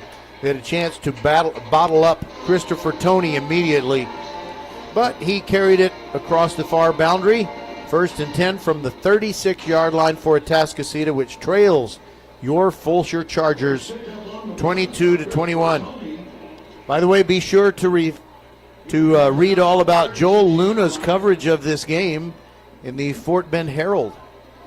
I may be able to give you a few shortly after stats. this game's over. He's in this room, so I'm just kind of sucking up to him since he was so helpful to us. Actually, I don't think he can hear me. It's so loud in here. All right, here we go. Carday Mack swinging the ball out to his running back, Torrey Blaylock. He breaks one tackle, but not a second, and Fulshear stops them for a loss of what looks like 2 yards. Believe Aguedo and Elijah Anderson collaborating on the tackle. Let me show you how close this game is. Total yards in the first half. Atascocita 255, Fulshear 267. Neither team had a turnover. What else we got for rushing yards? 237 for Fulshear, and let's see. I'm going to say just as much. Pretty close. For Atascocita. Yeah, they had about 210. 2nd down and 13. That was a 3-yard loss. Rolling left is Mack, throws near the sideline, and he missed his receiver. Incomplete. Jerome Drain with outstanding coverage, right shoulder to shoulder with Broderick Malone, and it's incomplete near midfield. And so you got a 3rd down and 13, Patrick. Yes. Could Fulshear gets a stop, that'd be awesome. They could get that initial stop here in the second half. That's placed. The drive started shaky for the Eagles on that first play with a loss of yardage. Put them behind the chains, as they say. By the way, I have a non-football question based on what you just said shortly. But right now, 3rd down and 13. Mack sends a man in motion and a handoff. Blaylock going off the left side, and he doesn't get anything. Outstanding. Oh, my goodness gracious. Asher Jacob, the man with 2 Old Testament names, made the tackle for a loss of 2. Wow, 4th and 15. That series netted -5 for Atascocita, who had not been really stopped in the whole first half, except for that last drive. Parker Cushing on to punt. Mike Brown back to receive it. Good snap. Cushing gets it away, and it's a beautiful spiraling kick. Mike Brown takes it at the 22-yard line. A nice over-the-shoulder catch, and who knows how many yards he saved Fulshear right there by catching the punt. How about that? Yep. It was a fair catch if I failed to say that. Well, Fulshear with the lead now and the ball. 36-yard punt. I didn't have to add it up that time. No net, or no return, so a net of 36. So Fulshear leading 22-21, and they have the ball 78 yards away from the goal line that they want to cross. What would they be talking about down there? The officials are talking at the 20-yard line. Where they want to eat after the game? Mm-hmm.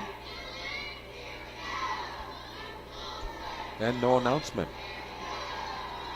They don't want to admit that they were talking about their restaurant choices or preferences.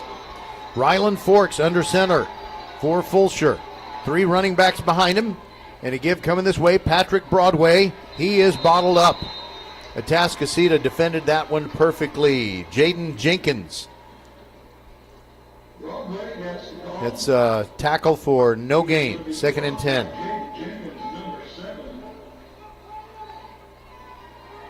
They gave him a yard on that, Roger. Wow. Sure looked like no gain. All right, 2nd down and 9. And Forks is trying to get Brown and Braden Kennedy to move over to the near side of the formation. Will they get the play off? Yes, they do. Forks fakes the handoff. Looking down the field, post pattern. Brown open, can't quite get it to him. It was a little bit, he was running straight at the post, and the ball was a little bit out of his path. Yep. Oh. Had an opportunity there. Had his man beat. So 3rd and 9, Atascocita's defense has to be happy with what they've done on the first 2 plays. Just like Fulshear's defense did a great job on the first 3 plays against the Eagles. Forks sends Brown in motion to the far side. Fake handoff, drops back. And then a little screen pass to Braden Kennedy. Stiff arms a man. Fighting. Cannot get where he needs to get for the first down. Comes up short at the 28-yard line. It looked like they had it set up pretty well, but a couple of those Atascocita players were able to close it down. And Connor Hartnett, he's one of those big run stuffers in the middle, but he came all the way over from his nose guard position to get outside the numbers and tackle basically a wide receiver. But it's 4th and 4. I think Fulshear's going to go for it again. They are brash. Yep. Forks under center.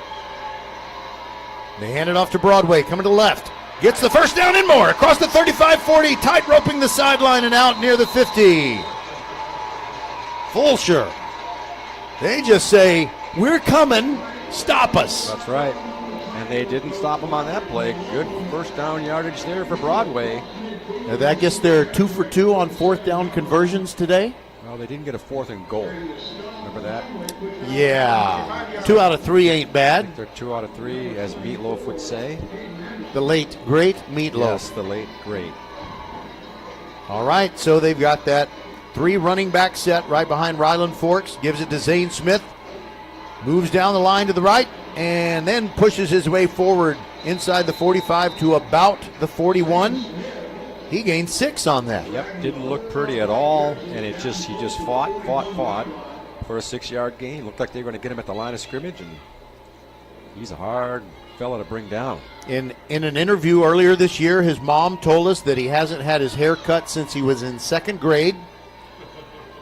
And we saw him get pulled down by the hair in their first playoff game, I think it was. I do remember that, yes. Which is not a penalty. Not a penalty. Horse collar is a penalty. Pulling the hair is not.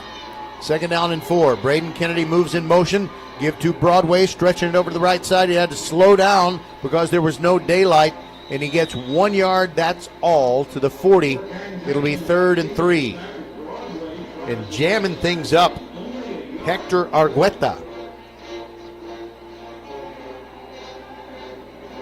Seems like every square inch of the football field is 4-down territory for the Chargers. Seems to be. So if they don't make it here on 3rd and 3, they'll just run another play. I formation. Zane Smith in front of Patrick Broadway. Fake handoff, bootleg to the near side. And Forks throws short to Zane Smith. 1st down and more. Runs over a tackler near the 30 and takes it to the 25. Yeah, good play there. Good bootleg. He had Mike Brown going deep. And then Zane Smith came in the flat underneath it all. Little flip pass and a run for another 15 yards, including running somebody over, as Roger said. Caden Anderson finally tackled him. But you know, when Zane Smith gets ahead of steam and he's coming right at you, it's got to be kind of fearsome if you're a would-be tackler, no matter how gifted you may be at tackling. 7:10 to go in the 3rd quarter. Fulshear leading 22-21. There goes Demarius Froh off the left side. Fighting, they're pushing the pile. That's a mass of humanity. A big rugby scrum gets to about the 21, and that's where they declare the play over with. So there's 22 players on the field. 18 of them were in that little pile. I noticed there's about 4 guys on the outskirts. Oh my gosh. Were they the pacifists? Yes. Looks like a gain of 4 on a play that looked like really nothing. It was just, that's how Fulshear's doing to them, though. They not looking pretty half the time and still picking up positive yards. Yeah, bludgeoning people is not pretty. That's right. Atascocita's band trying to disrupt Fulshear. Running to the left is Broadway. Gets inside the 15. Now he's running up the numbers. Inside the 10 to about the 8. It'll be first and goal for the Chargers. One of the things that makes their offense so effective is they have an offensive line, including their tight ends, doing a heck of a job blocking. But a lot of times when they have that T formation, you got two other lead blockers, the backs lead blocking. So you're just basically outnumbering the people on the edge, and it's been very effective. Inside the 10. And they're using the clock too, Roger, keeping those explosive Eagles off the field. Forks under center, hands to Smith running left. Gets inside the 5. Keeps on pushing down to the 3. All right, if I'm going to give somebody a consequence or a penalty, a consequence for something, a punishment, let me say that. I'm going to assign them to have to tackle Zane Smith. That's your punishment. Go tackle him and see what you can do. Because on that play, I don't know how he got 5 yards. Just hard to bring down. Jaden Jenkins tackled him. Same play. Zane Smith running left into the end zone, standing. Third. And Fulshear expands the lead to 28-21. That's his third touchdown of the game. Zane Smith. Right now he's got the blue star. And if they keep doing what they always do, which is going for 2, and they do it successfully, then it's a 2-score game. You are exactly right. So those who would say there's madness in going for 2 all the time, well, sometimes they can put a game away because they've been going for 2 the whole time. Yep, they've missed on one of them at least this afternoon, and now let's see if they can continue the streak. Heavy to the right side of the formation. Forks yelling some instructions over there. Now to give to Broadway. He's hitting the backfield. He will not get the 2-pointer. That was kind of ugly. Yeah, it was ugly. 28-21. 5:16 to go. So after a quick 3 and out by Atascocita, Fulshear then kept the football for almost 6.5 minutes. Yep. We'll be back. 28-21 Chargers. 5:16 to go in the third. Be the first to know. Sign up for the First Tire and Automotive email updates and be the first to hear about exclusive promotions and special offers. Plus, get a $10 off coupon for your next service just for joining. First Tire and Automotive always treats you like family and puts you first. $15 off your next battery purchase and $75 off service, totaling $500 or more. Head to the website for even more specials and to set your appointment. FirstTireandAuto.com. First Tire and Automotive, supporting school and youth sports programs for over 26 years. Get to one of First Tire and Automotive's 4 convenient locations in Sugar Land and Cinco Ranch. FirstTireandAuto.com. Peyton Tucker kicks off, and the ball is bug on the rug. It's loose. I don't think Fulshear recovered it, though. Whoever that player was, I think he was looking up into the sun, and that is a tough sun field. Tavon Bolden, it went right to his feet, and he dropped on it like a sack of rocks. He sure did, and I think you're right. He's looking right into that sun. It's a tough spot for him. Now Fulshear, the Eagles were up 21-14 at one point. Yep. And so Fulshear has a 14 unanswered points here in the middle part of the game. All right, let's see if they can get some heat on Carde Mack if he decides to throw the football. Fakes the handoff, keeps it, and he's hit near the line of scrimmage and spills forward for about 3 yards. Caleb Augustus getting a piece of his feet, and I think also we had Jamar Wilson. If the Chargers can do that kind of defense on a regular basis, they're gonna wrap this game up, because that's good defense. Easier said than done, though. Easier said than done. I said if. Mack throws to the near side, and it's incomplete. He threw that one with a lot of hot sauce on it, intended for Christopher Toney. And both Toney and Mack are pretty short. He had to leap up, and it just went through his hands. One thing I've noticed here in the second half so far, the Atascocita has not had a whole lot of positive things going on. But I wonder if they're abandoning the run a little bit early here. Dropping back is Mack on 3rd and 13. He rolls to his left, avoids a tackler, Still going, fighting toward the 50. He's loose. It's first down and more. Fulshear is trying to chase him down on the far sideline, and he finally runs out of bounds. Oh, Carday Mack is just lethal. It's magical almost. He was struggling to get to the first down marker. He was about 2-3 yards short of the first down. Looked like they had him wrapped up, and then somehow I don't know how he got out of that little, right about here, watching the replay. Missed tackles, I guess. Caleb Augustus kicking himself that he missed the tackle, and now straight up the middle, Torrey Blaylock, and he scores. Right down the middle, 29-yard touchdown run, Torrey Blaylock. And now an extra point kick will tie the score at 28. What's amazing how fast things change, because it was 3rd down and 7, if you recall. And then Mack gets that big scramble for a first down. And then the very next play, virtually untouched, goes Blaylock into the end zone. Atascocita came out in that swing and gate formation. We call it that because we don't know anything else to call it. But now they move into the conventional place kicking formation, and the kick is up, and the kick is good. 4:27 to go in the third. We are tied at 28. This is an instant classic. It is. I think, Patrick. It's coming on that Fulshear way. and Atascocita. This is VypeFortBend.com. You're in the right place. Ooh, we got a question. Brian W. asks, it's the holiday season and I'm looking for deals. Is Xfinity having a Black Friday sale? Well, Brian, we got you covered. Get iPhone 16 Pro on us. Just ask us how. Plus, you can also get fast, reliable Xfinity Internet with a line of Xfinity Mobile Unlimited for a great low price. So don't wait. Bring home a new iPhone 16 Pro built for Apple Intelligence. And connect to reliable 5G and Wi-Fi speeds up to a gig on Xfinity Mobile. That's a big deal. More like a gig deal. Now through December 3rd, ask how to get the new iPhone 16 Pro on us with an unlimited Plus line. Plus, get Xfinity Gigabit Internet with free Wi-Fi equipment for only $25 a month for 12 months with no annual contract when you add unlimited mobile. Go to Xfinity.com/Black Friday sale to learn more.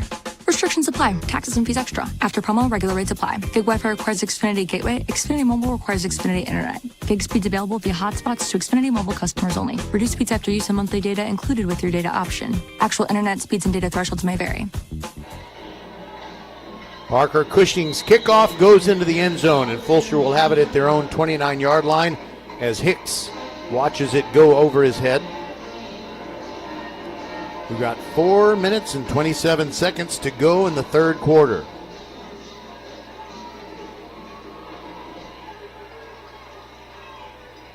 The men who make up Fulshear's offensive machine go back out right between the hash marks at the 25, and Ryland Forks looks to have no running backs behind him on this first formation. Mike Brown goes in motion. Give to Zane Smith coming to the near side. Got a blocker out front. 40-yard line. 45-50. 45-40. 35-30. 25-20. 15-10. 5. Touchdown, Zane Smith. My gosh. The hammer of Thor strikes again. That's his 4th touchdown, Roger. 75 yards. And wow. I'm not sure who his blocker was right out in front of him, but I'm pretty sure, I'm somewhat sure that it was Evan Ferns right out in front. And he kind of had his hand on Evan's back and just, it was either him or it might have been Chance Bryant. Chance Bryant usually plays on the right side. They're going for 2, of course. Patrick Broadway running left, cuts it up, fighting, gets over the line. The 2-pointer is good. It is 36-28, and one play, Patrick, that took 13 seconds. 13-second play. I've seen Zane Smith do a lot out here on the football field in the games I've seen, but what he showed me there was some speed. They couldn't catch him. I didn't think he was going to make it all the way to the end zone. Yeah, you just don't think that someone that's that powerful would be that fast.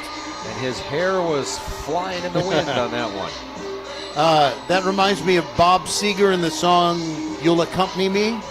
I've seen your long hair flying when you run. Oh, my goodness. No, don't get the wrong idea, Zane Smith. Please. But we really love to watch you run. Bob Seger brought into the action. So all of a sudden, 36-28. Now, by the way, Bob Seeger has got to be very happy, as is anyone from Detroit, about the season the Lions are having. Now, beneficiaries of bad coaching at the end of that game, though. I think Oh, yes, absolutely. they should have at least tied that game. All right, Peyton Tucker. Fulshear up by 8 with 4:14 to go in the third quarter. And it's another pop-up kick. And it is caught. Not fair caught. And a pretty decent return across the 50 to the Fulshear 47. I think that the Fulshear guys are thinking that Christopher Toney had called for a fair catch, but evidently he didn't. Sure looked like it. Did you think so, Roger? I didn't. Yeah, Peyton Tucker is saying that to the Fulshear coaches, that he signaled for a fair catch. And everybody on this side thinks it was a fair catch, but not the officials. Jeez. Maybe the sun was in their eyes. I guess. It sure looked like his hand was waving. I'm shocked on that one. All right, 47-yard line. First and 10, 47-yard line of Fulshear. First down for Atascocita. Carday Mack sends a man in motion. Umbrella motion behind him. Gives it off to Blaylock. Backtracks. Running toward the sideline. Does get to the edge and picks up positive yardage. Maybe 4 yards. Jerome Drain really did a great job routing him back inside, but he's so gifted that Blaylock was able to kind of get around Drain and pick up 3. You know what that move reminded me of is a guy named Barry Sanders. Speaking of Detroit. Yeah, speaking of Detroit. 4 yards on the pickup. Yeah, 4, not 3. Second down and 6. Fake to Blaylock. And a late pass. He's got a completion and a first down inside the 30. Still going out of bounds near the 20. Got it in the hands of Christopher Toney. I'll tell you what, Mack does a great job. He holds that ball as long as he possibly can. Looks like he got him. Then he flings it off to the side for a 25-yard pickup there. Chance Bryant, who normally plays offensive line, comes in for some extra defensive beef in the middle. First and 10 from the 19 for Atascocita. They trail Fulshear 36-28.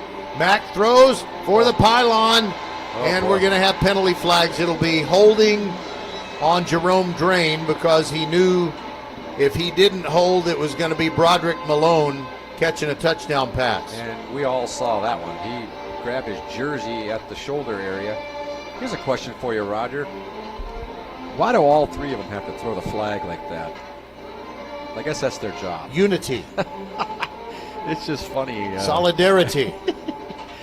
It was obvious. And the Unanimity. guy, yeah. The guy who was closest threw the flag, and then here came 2 others as if to say, we saw it too, we saw it too. First and goal from the 5, ball on the far hash mark. Atascocita will continue moving left to right in this third quarter for 3 more minutes and 45 more seconds. And a whistle prior to the snap. Timeout, Fulshear.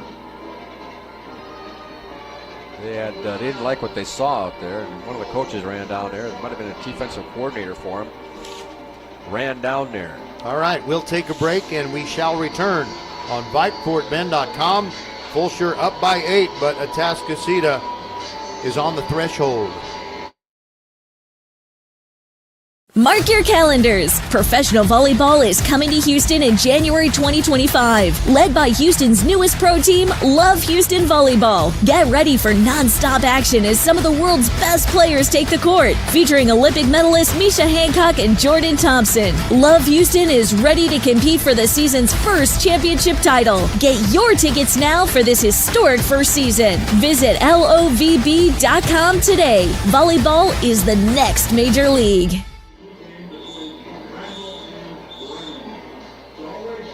All right, so Fulshear called the timeout, and they spent quite a bit of time over here next to their sideline. And now they send the unit back out there. First and goal at the 5.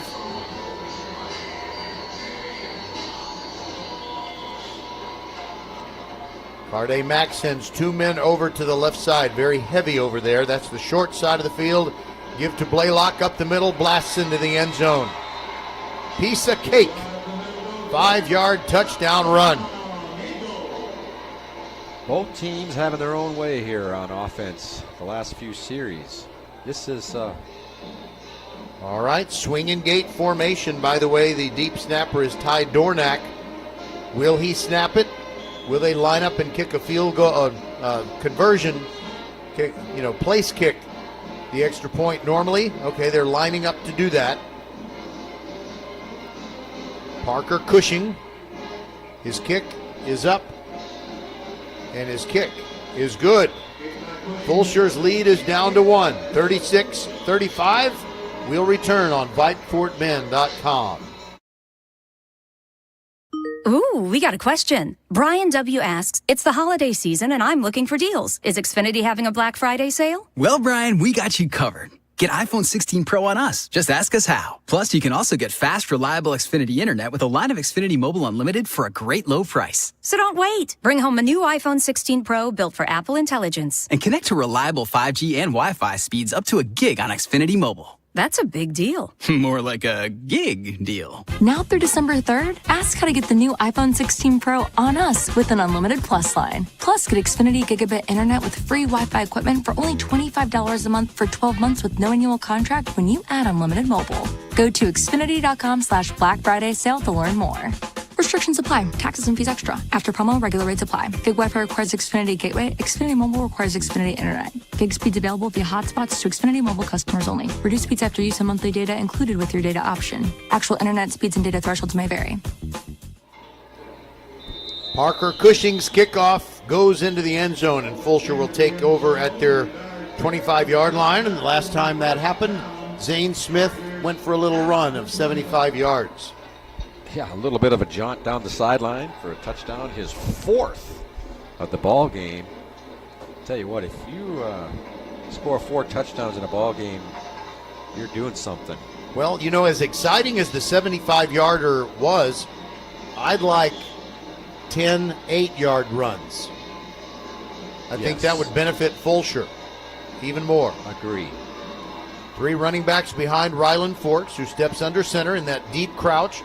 To Zane Smith running. No, it's Creighton Dickey.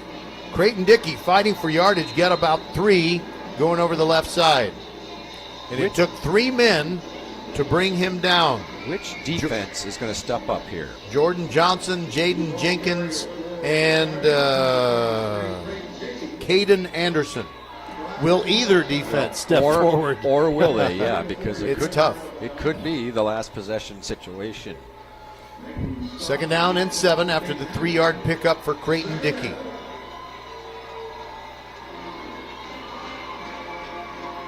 One setback, and that is Mike Brown. They give it to him. He jumps over a tackler, gets to the 30, and they might give him forward progress to the 31. Actually, they just put him right at the 30, and it's 3rd down and 5. Let's see if they keep it there. Well, right now it's still at the 30. How about that? 3rd and 5. That's where the ball was when his elbow touched the turf. By the way, Thorne Stadium in Aldine is a beautiful facility. Nice. Yep. Beautiful day at a beautiful facility. Zane Smith is under center now. Toss sweep coming this way. Mike Brown looking for daylight. Got it. 35, 40, 50, 45. One man to beat, and he pushes him out near the 30-yard line. Saving the touchdown was Jaden Jenkins, and the Chargers are on the march again. Boy, they make it look easy, don't they? The thing about that play there with Zane Smith at the quarterback, he pitches it, and then he gets out, he lead blocks. So you got another blocker out there, which, again, what they do so many times is they overload a side and put more blockers against your defenders, which is smart football. All right, double tight end set. No running back directly behind Ryland Forks. There goes Mike Brown in motion. They give it to him on the jet sweep. He turned it toward the line of scrimmage. There was a lot of traffic there, and he only picked up a yard. 2nd and 9. Good tackle there by, can't see his number. I saw number 56, Michael Muskis. Brandon Washington was in there as well. They gave him 1 yard. let's see, what percentage of the field is shade now, Roger? Would you say close to 50%? Close to 50, yes. I guess Atascocita is an Indian name, so this kind of makes sense.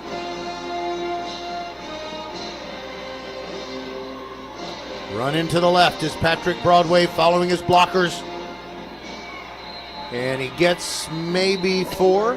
Gets it to the 27-yard line. So it'll be 3rd and a long 4 coming up. Does that mean 5? In this case, yes. And I was just trying to watch the linesman and where he was going to put his foot. And sometimes I look at the wrong foot. Smith, Zane going under center. He gives it to Broadway running right. Fighting, gets inside the 25. They got to give him forward progress to that point. But it's 4th down, and they'll need 3 yards. Atascocita's pointing to that they've got the ball. Well, the officials aren't saying it.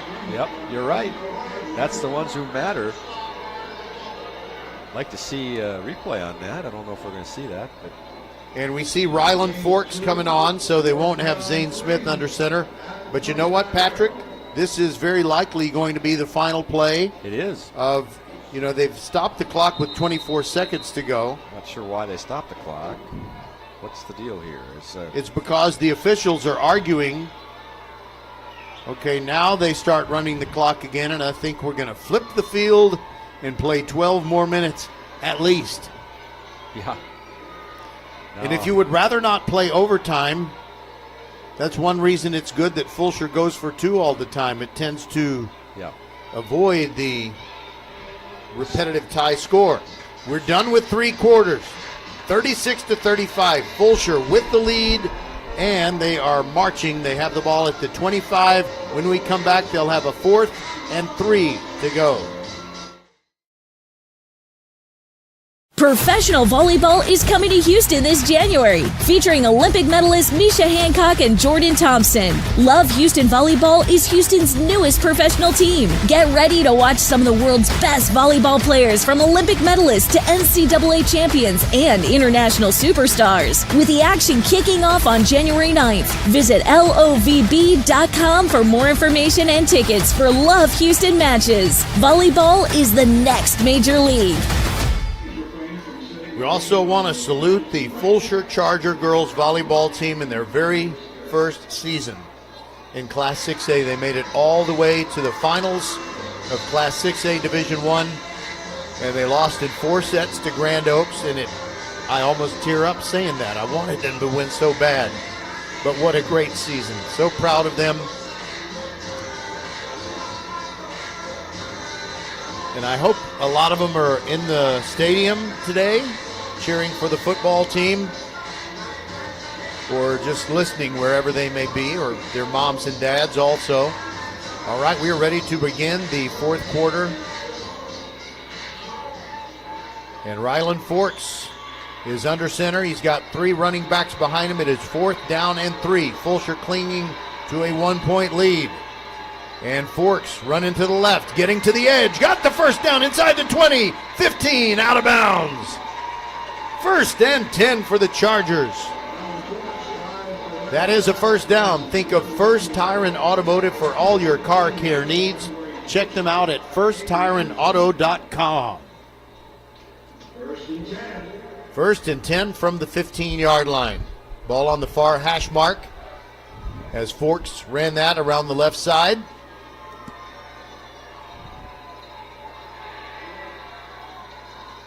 Goes under center, turns around and hands it off to Creighton Dickey, running hard over the right side. Actually, Demarius Froh, correction. And he only gets 1 yard as he was submarined by number 99, Chris Miner. I've got a word for the Fulshear offense. You ready for it? Irresistible? Relentless. Relentless. It sounds like an Astros marketing slogan. They just keep coming at you. Second down and 9. Forks hands it off to Broadway running left. Following Evan Ferns. Gets inside the 10 to about the 8. Picked up 6. No, they put him at the 9, so he picked up 5. 3rd and 4. Once again, they have basically 2 plays here to get these 4 yards. Atascocita's defense has to be kind of weary. I would think. They've had, Fulshear's had the bulk of the plays here in the half, and yet the score is basically a 1-point game as it was at halftime. All right, here we go. Forks hands it off to Zane Smith running right, and he is submarine. He gets 2. That's it. And we got a big play coming up. 4th down and 2 yards to go. And I can just see by the way his tackler, Tavon Bolden, gets up. He's just thinking, wow, yeah, how many times do I have to tackle Zane Smith? All right, another 4th down play. And they still need 3. They didn't give him a very good spot. I got another question for you here, when we get a chance.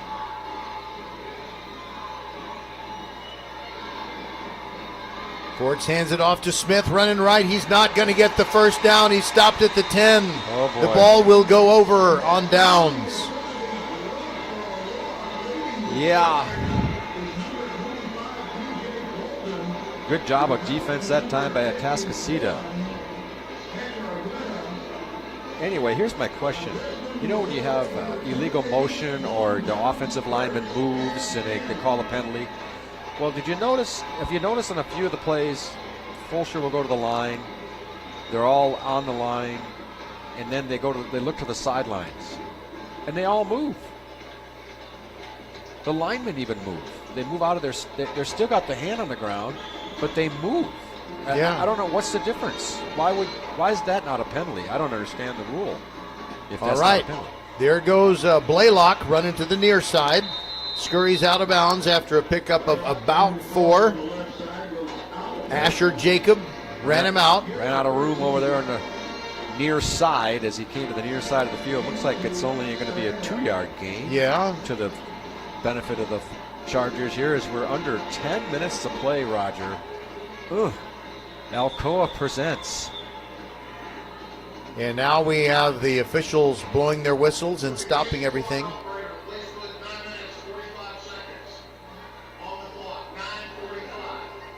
Okay, I'm not sure why they're changing the time. It didn't start. Never did start. Okay. I see. Thank you, Mr. Joel Luna of the Fort Bend Herald. Second down and 2. Keeping it is Mack. Slips through 1 tackle. Dives across the 15 to about the 16. That's only 3 yards, and it's going to be 3rd down and 5. Big play here. If they stop them, they're not really going to be able to go for it, I don't think. Way back in their own end here with 9 minutes to play. It's time for a Logan Hudson interception. Fake to Blaylock, keeping it as Mack, going around the right side. Gets a good block. 30-yard line and out of bounds near the 35. Well, it's hard to get an interception if they don't pass it, right? Yeah, that's true. Can't argue with that. Yeah. Brian Hooven made the tackle, but it's 1st and 10 for Atascocita at the 34. And when they start running the clock again, which they will soon, actually they won't until the ball is snapped.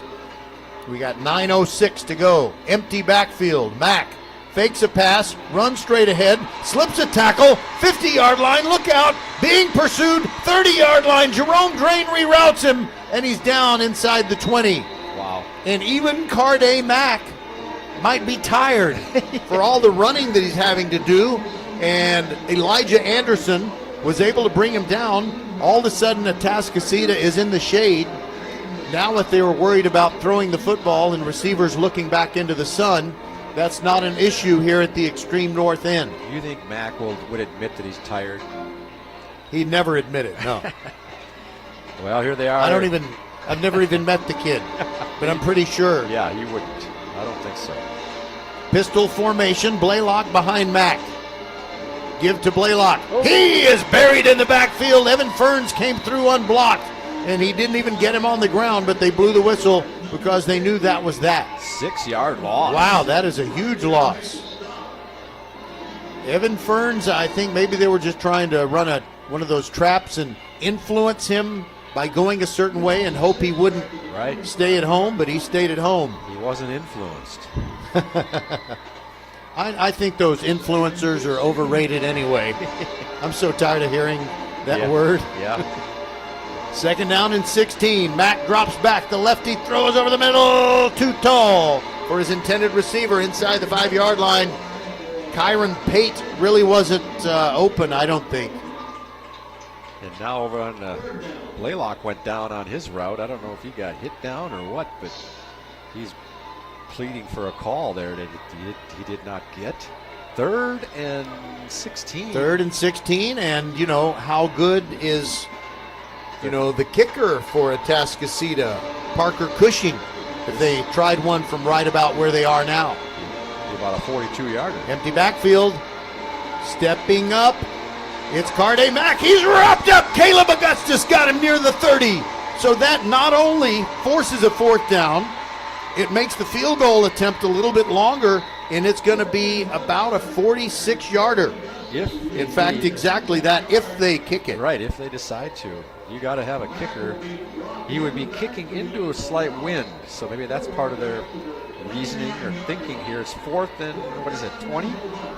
20 yards to go. Yep. They're just going to go for it. They're kind of in no man's land.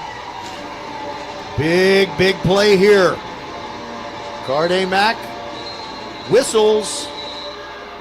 And we got a timeout taken by Fulshear for the Chargers. That is their 2nd timeout of the half. We'll take it with them on VypeFortBend.com. 36-35 Chargers, 7:23 to go. Be the first to know. Sign up for the First Tire and Automotive email updates and be the first to hear about exclusive promotions and special offers. Plus, get a $10 off coupon for your next service just for joining. First Tire and Automotive always treats you like family and puts you first. $15 off your next battery purchase and $75 off service totaling $500 or more. Head to the website for even more specials and to set your appointment. FirstTireandAuto.com. First Tire and Automotive, supporting school and youth sports programs for over 26 years. Get to one of First Tire and Automotive's 4 convenient locations in Sugar Land and Cinco Ranch. FirstTireandAuto.com. Both teams still huddling. Now Atascocita comes on out to line up on 4th down and 20. Now you might be wondering why they're going for it on 4th and 20. Well, they're at the 29-yard line of Fulshear. A punt's not going to do a whole lot of good for them, and it would be a long field goal, so they're going to go for it. Mack takes the shotgun snap, drops back, throws deep over the middle, and it is caught for a touchdown. Unbelievable. Oh, my goodness gracious. That's a touchdown to Christopher Toney. Did he put that ball in there perfectly, or you what? You can't throw it any better than that. Wow. You just can't. And the coverage wasn't horrible. It was not terrible coverage, but the ball was just perfectly placed in there. Now, what will Atascocita do? Will they kick for one? No, I think they're leaving the offense on the field. Because if they score, they kick it, it's a 6-point game. And it gives them a 7-point lead. This would give them a 7-point lead. Yes, if they make the 2-pointer. They're up by 7. Otherwise, it would be just 6, and that's not too much of a benefit. Mack fakes to Blaylock, throws late over the middle, and it's intercepted by Fulshear. Will they run it back for 2 points the other way? They're going to try, but no. There's a flag down, by the way. David Obenor made the pick. Okay, what's the flag? I think it's after the interception. So Probably so. I think that's going to stand. Atascocita will have the lead, 5-point lead, but I think after the interception in the end zone, it might have been an illegal block. Are you going to a commercial? No, here? We'll stay right here until we know. I mean, I think what you're saying is what they're going to decide is a post-possession penalty. Unless it was against Atascocita making some kind of a strange maneuver after the play. I don't know. Okay, it's against Atascocita, and Fulshear's going to decline it. And they did turn off the music so we can hear the ref.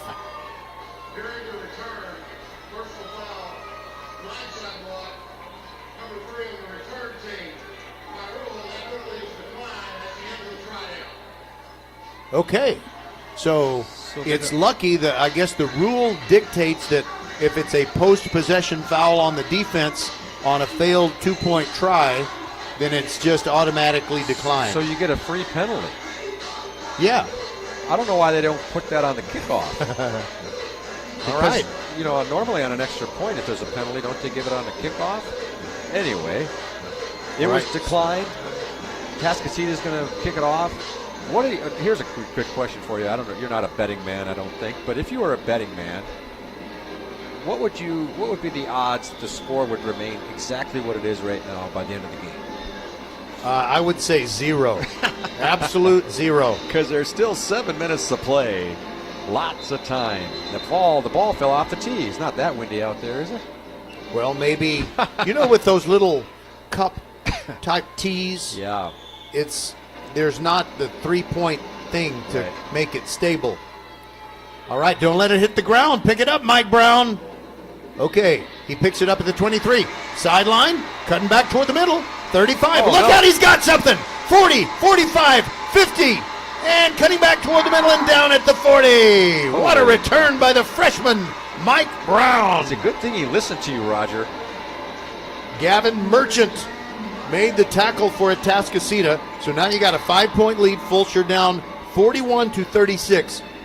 So they go for 2 after every touchdown anyway, but if and when they get a touchdown here, they got to go for 3 to make it a field goal lead. Got to go for 2, you say. Yeah. That's what I meant. What's interesting is on a play like that, the first person has a chance to knock them out of bounds, and they don't. It's just so interesting, and he ended up picking up about 30 yards after the tightrope down the sideline.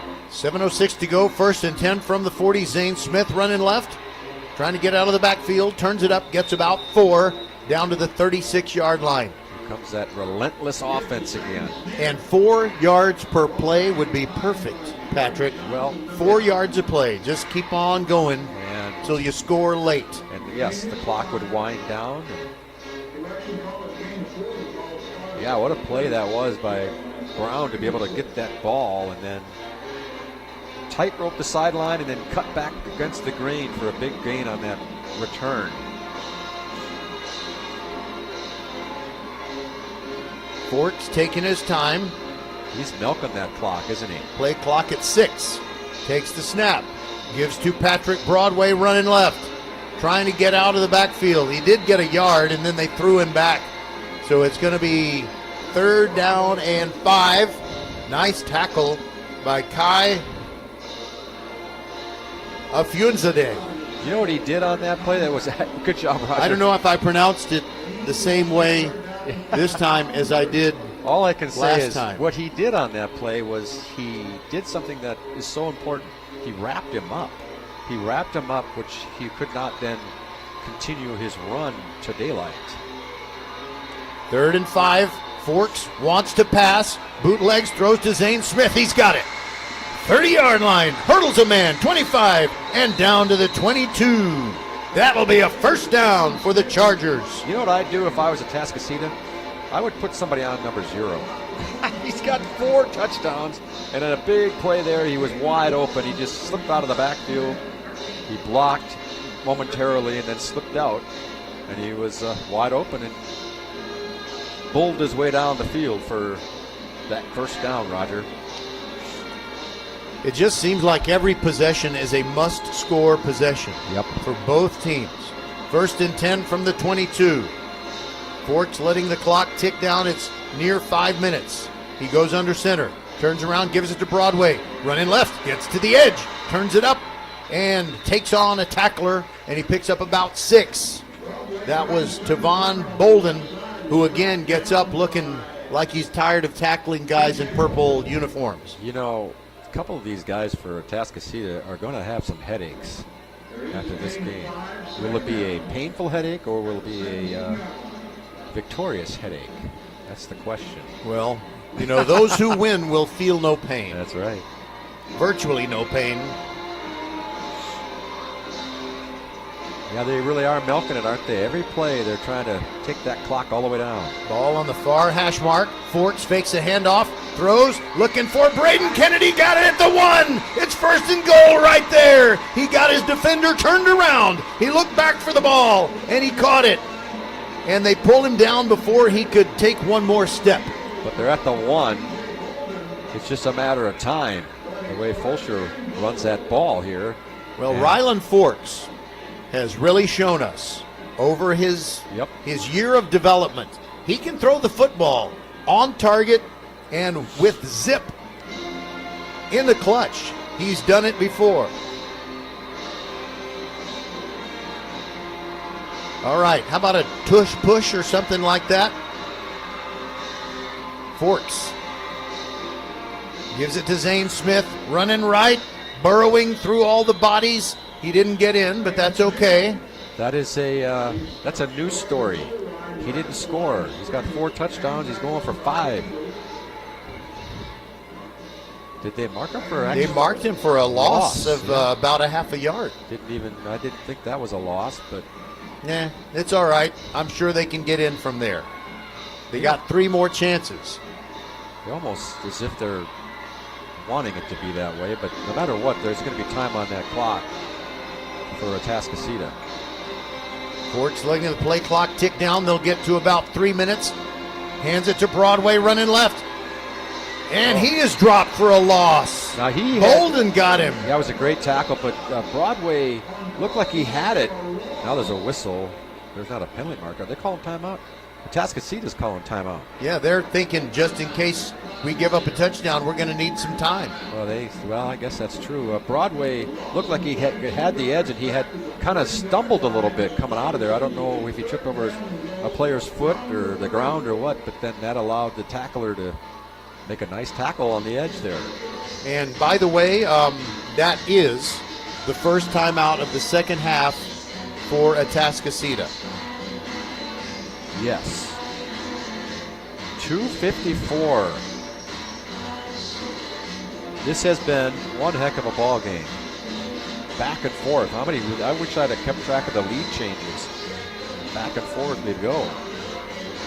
And it's always been within a touchdown of each. I mean, nobody's really gotten any distance between the other. It has been remarkably close. Yes. Neither team has been able to put any distance between themselves and the other, at least as far as the scoreboard.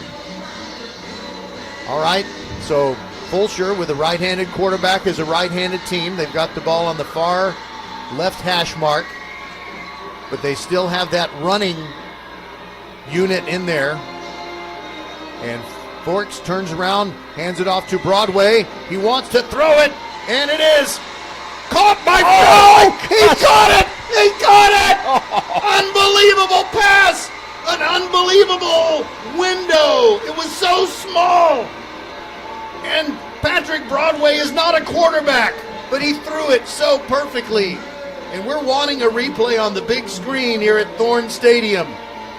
And now Fulshear will go for 2. Of course. To try to make it a 3-point lead. They're up 42-41. I thought that was intercepted, I Roger. just didn't think there was any way he could get it through there. That was quite a fortuitous angle there. Yes, indeed. Atascocita must be stunned. Now, Zane Smith is under center from the 3-yard line, trying to get the 2-pointer. There goes Broadway, looking for daylight, fighting. He's not going to get there. It's going to remain a 1-point lead, 42-41. 2 minutes, 48 seconds left on the clock. And hold on to your hats. Oh, playoff pressure. Yeah, what a good stop there by Atascocita. Well, if Fulshear could somehow capture that turnover that's eluded them all day. I mean, they did recover a muffed kick, but they haven't recovered a fumble, have they? I don't believe so. Now, they did get an interception on the 2-point try by Atascocita on Right. their most recent touchdown. Well, it's all set up now. 2:48. Can Fulshear stop Atascocita? And the other question is, if they get into field goal range, do they have a kicker that they rely on that can put it through for them? All I know is it's Parker Cushing, and he kicks with his right foot. That's all I know. We've seen a few kickoffs, right? You know, so he's got the. I'm sure he's And got the leg. Atascocita is not assuming that it's not an onside kick. They are ready for one always. They should be. Peyton Tucker presumably will kick it. He does. Deep. Hammers it deep, and it goes into the end zone. So with 2:48 to go, Atascocita could win it with a field goal. Fulshear could win it with any kind of stop. 75 yards away from the end zone line for pay dirt, right? Or a field goal for if you're Atascocita. And now, 90+% of the field is covered in shade. Yeah. Yeah, they're going into the shade, so the sun should not affect them if they get a few more yards off of where they are right now.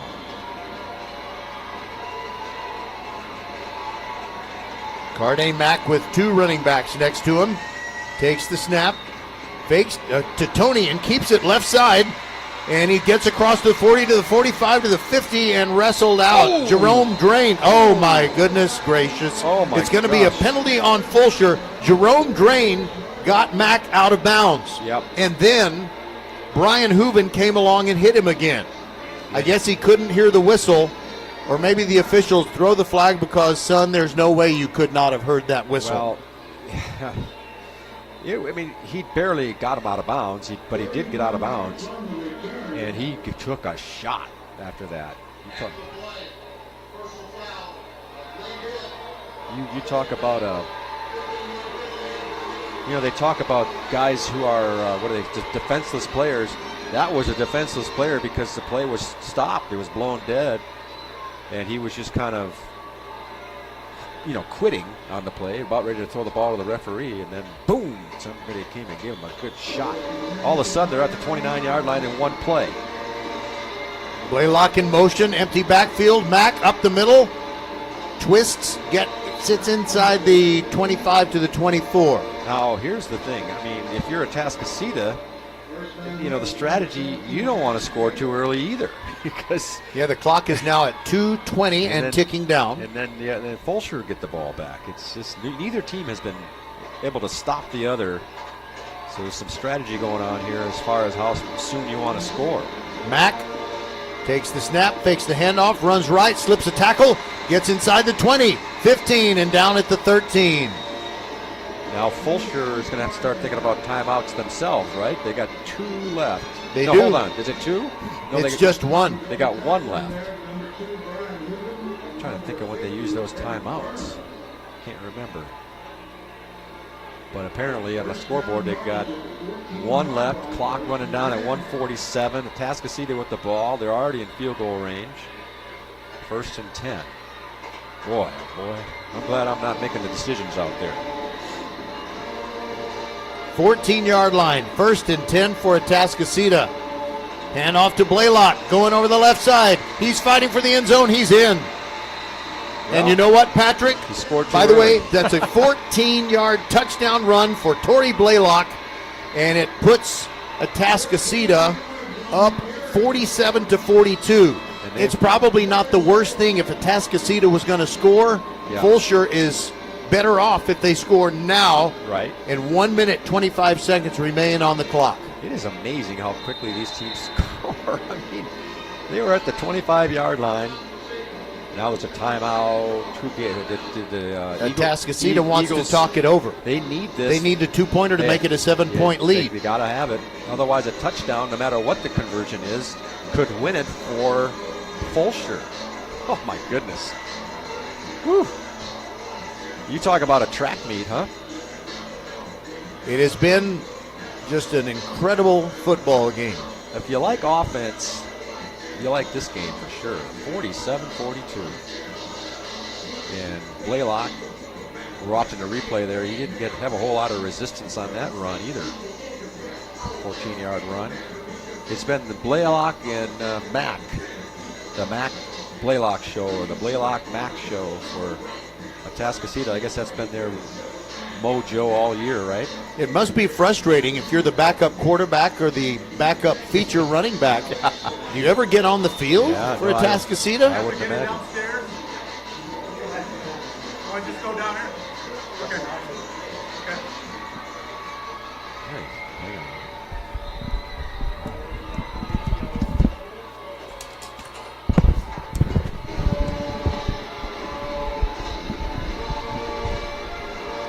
All right. Mack takes the snap, fakes to Blaylock, running right. He's in jail. He's down. And Fulshear has denied the two-pointer. Wait a minute. Yeah, the play is over. He was not on the ground, but the Fulshear guys let up because they heard whistles, and he somehow got it to Blaylock, and that excited the Atascocita fans, but the play had been blown dead. Well, that sets it up for a touchdown to win it. All right, so if Fulshear gets the touchdown, then they won't need any kind of conversion. Exactly right.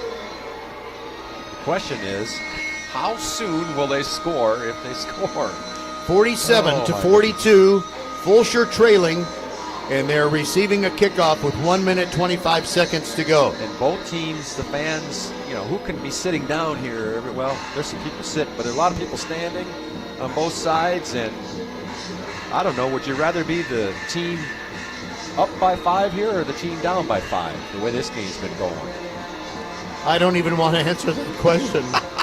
By the way, I think I neglected to mention that Caleb Augustus was the one that got to Carday Mack first. That was a big play, no doubt. All right, Atascocita kicks. Oh, that and ball's it's going to bounce. ground. You better get on the ball. All right. Back toward the middle of the field and out to the 27-yard line. What a hit that was Jace McCurdy.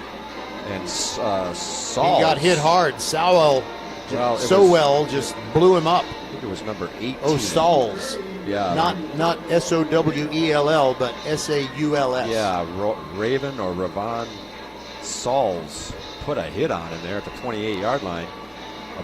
$1:22 to play, one timeout for each team. That might come into play here.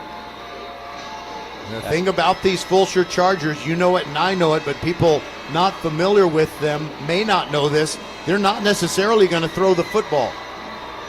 Forks. Fakes to Broadway. He is going to throw it. He's looking for Braden Kennedy, and the ball's knocked down incomplete. He's lucky it wasn't intercepted. Yeah, it could have been picked. Boy. Caden Anderson playing great defense. Yeah, he timed it well, and I think that Kennedy, might have got a little piece of that ball to knock it out of his hand, which was very fortunate. Fortunate for the Chargers there. Oh. Things are kind of different when you have to execute when it's a gotta-have situation. Well, it's also hard to be a defender one-on-one on these deep passes. You talk about being on an island, huh? All right, Forks sends a man in motion, rolls to his left, looks down the field, pump short, and the ball is incomplete. Mike Brown was the intended receiver near the far sideline, and he was absolutely blanketed. I think he was trying to maybe sell a little something and make it look like there was interference, but it was not to be. His pattern was down and out and up, down, out, and up, and he tried to get Washington to go for the fake there, or take the down and out pass, but he was aware of it, meaning Washington, and he was right with him, stride for stride, right down there at the Atascocita sideline. 3rd and 10 with Zane Smith under center. Takes the snap. He's going to throw the football, and he heaves it up, and there's no one there. I'm not sure about that one. Me too, neither. What happened there was just there? nobody in the area. He kind of threw it blindly too, Roger. It was as if he was just expecting somebody to be there and not really checking to see if anybody was there. There wasn't even any defenders there. It's the gotta-have-it play coming up, and Fulshear calls its final timeout. 4th and 10 from their own 28. A minute and 3. A minute and 3 seconds to go, and as I was saying, when you've got to have it, all of a sudden, it's much, much more difficult to get that conversion. And now 4th and 10. This is it. If Atascocita stops the Chargers on this play, then they'll just run out the clock. Roger, you said it really well at the first play of the drive here. You said, no, they're not a team that's going to necessarily feel like they have to throw here. And they threw the long pass, which was covered well by the defender, Anderson. And that started them off, second and 10. And then what was the second play? Another incomplete. Oh, they had the down far sideline. So they, I'm not saying they should have run the ball. I'm just saying that sometimes when you get into the pass mode and you leave the run, because there was time to run is what I'm trying to say. All right, Broadway is the single setback behind Forks. Snap, fake to Broadway, and Forks throws near sideline. This will be intercepted, and this game is over. The interception by Atascocita's Kalen Anderson, and Atascocita has earned a very hard-fought victory, 47-42, and they've just got to run out the final 56 seconds. And no fans over there. Fulshear's, wow, what a year they've had. They finished 12-1. The fans over there on the far side, Atascocita just going crazy as you could expect. It turned out that the interception didn't even need to take place because it would have been better here if he hadn't intercepted it. But like you said, Roger, all they got to do is, I guess they got to snap it twice here. Once for sure, maybe twice. Twice, yeah. And barring a Joe Pisarcik fake handoff, you know what I'm referring to, right? Oh, yeah. Mack takes one knee. And how much, let's see, when will they, there's the clock. They got to run it one more time. And again, I still don't understand why you don't go under center here, but they still shotgun this thing. And of course, the chances of anything happening. Now the players are being pulled apart. The referee, he horse-collared one of the Atascocita, the Eagles, and said, "Get back here, son. There's no need to be talking right now." He's just running his mouth. Yep. We don't know what Fulshear's been saying. Right. All right, there's the last snap and kneel, and that will do it. Wow. And Coach Stump is trying to get his players off the field because he knows they are succumbing to the temptation to run their mouths. Yep. So let's have a good sportsmanlike handshake line. Yeah, because both teams fought hard, and now some respect being shown to each other, some friendly handshakes, a couple of man hugs. Yeah, and you see the leaders. Carday Mack steps up to the front of the line, and he embraces Zane Smith, right. a leader on the Fulshear side. That started it in a positive way, that's what leaders do, right? And then everybody else follows suit. Atascocita will go on, and they're going to be playing either North Shore or Katy. Is that correct? That's right. And we can come back in just a moment and see how that game is going. Well, Patrick, I know it's kind of irrational for me to get so emotionally involved in these things. Right.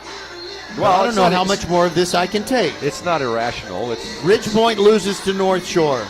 Yeah. The Fulshear girls lose the state volleyball final. Then this morning, Marshall loses to Iowa Colony, and now Fulshear, in a heartbreaker, loses to Atascocita. Yeah, it's tough.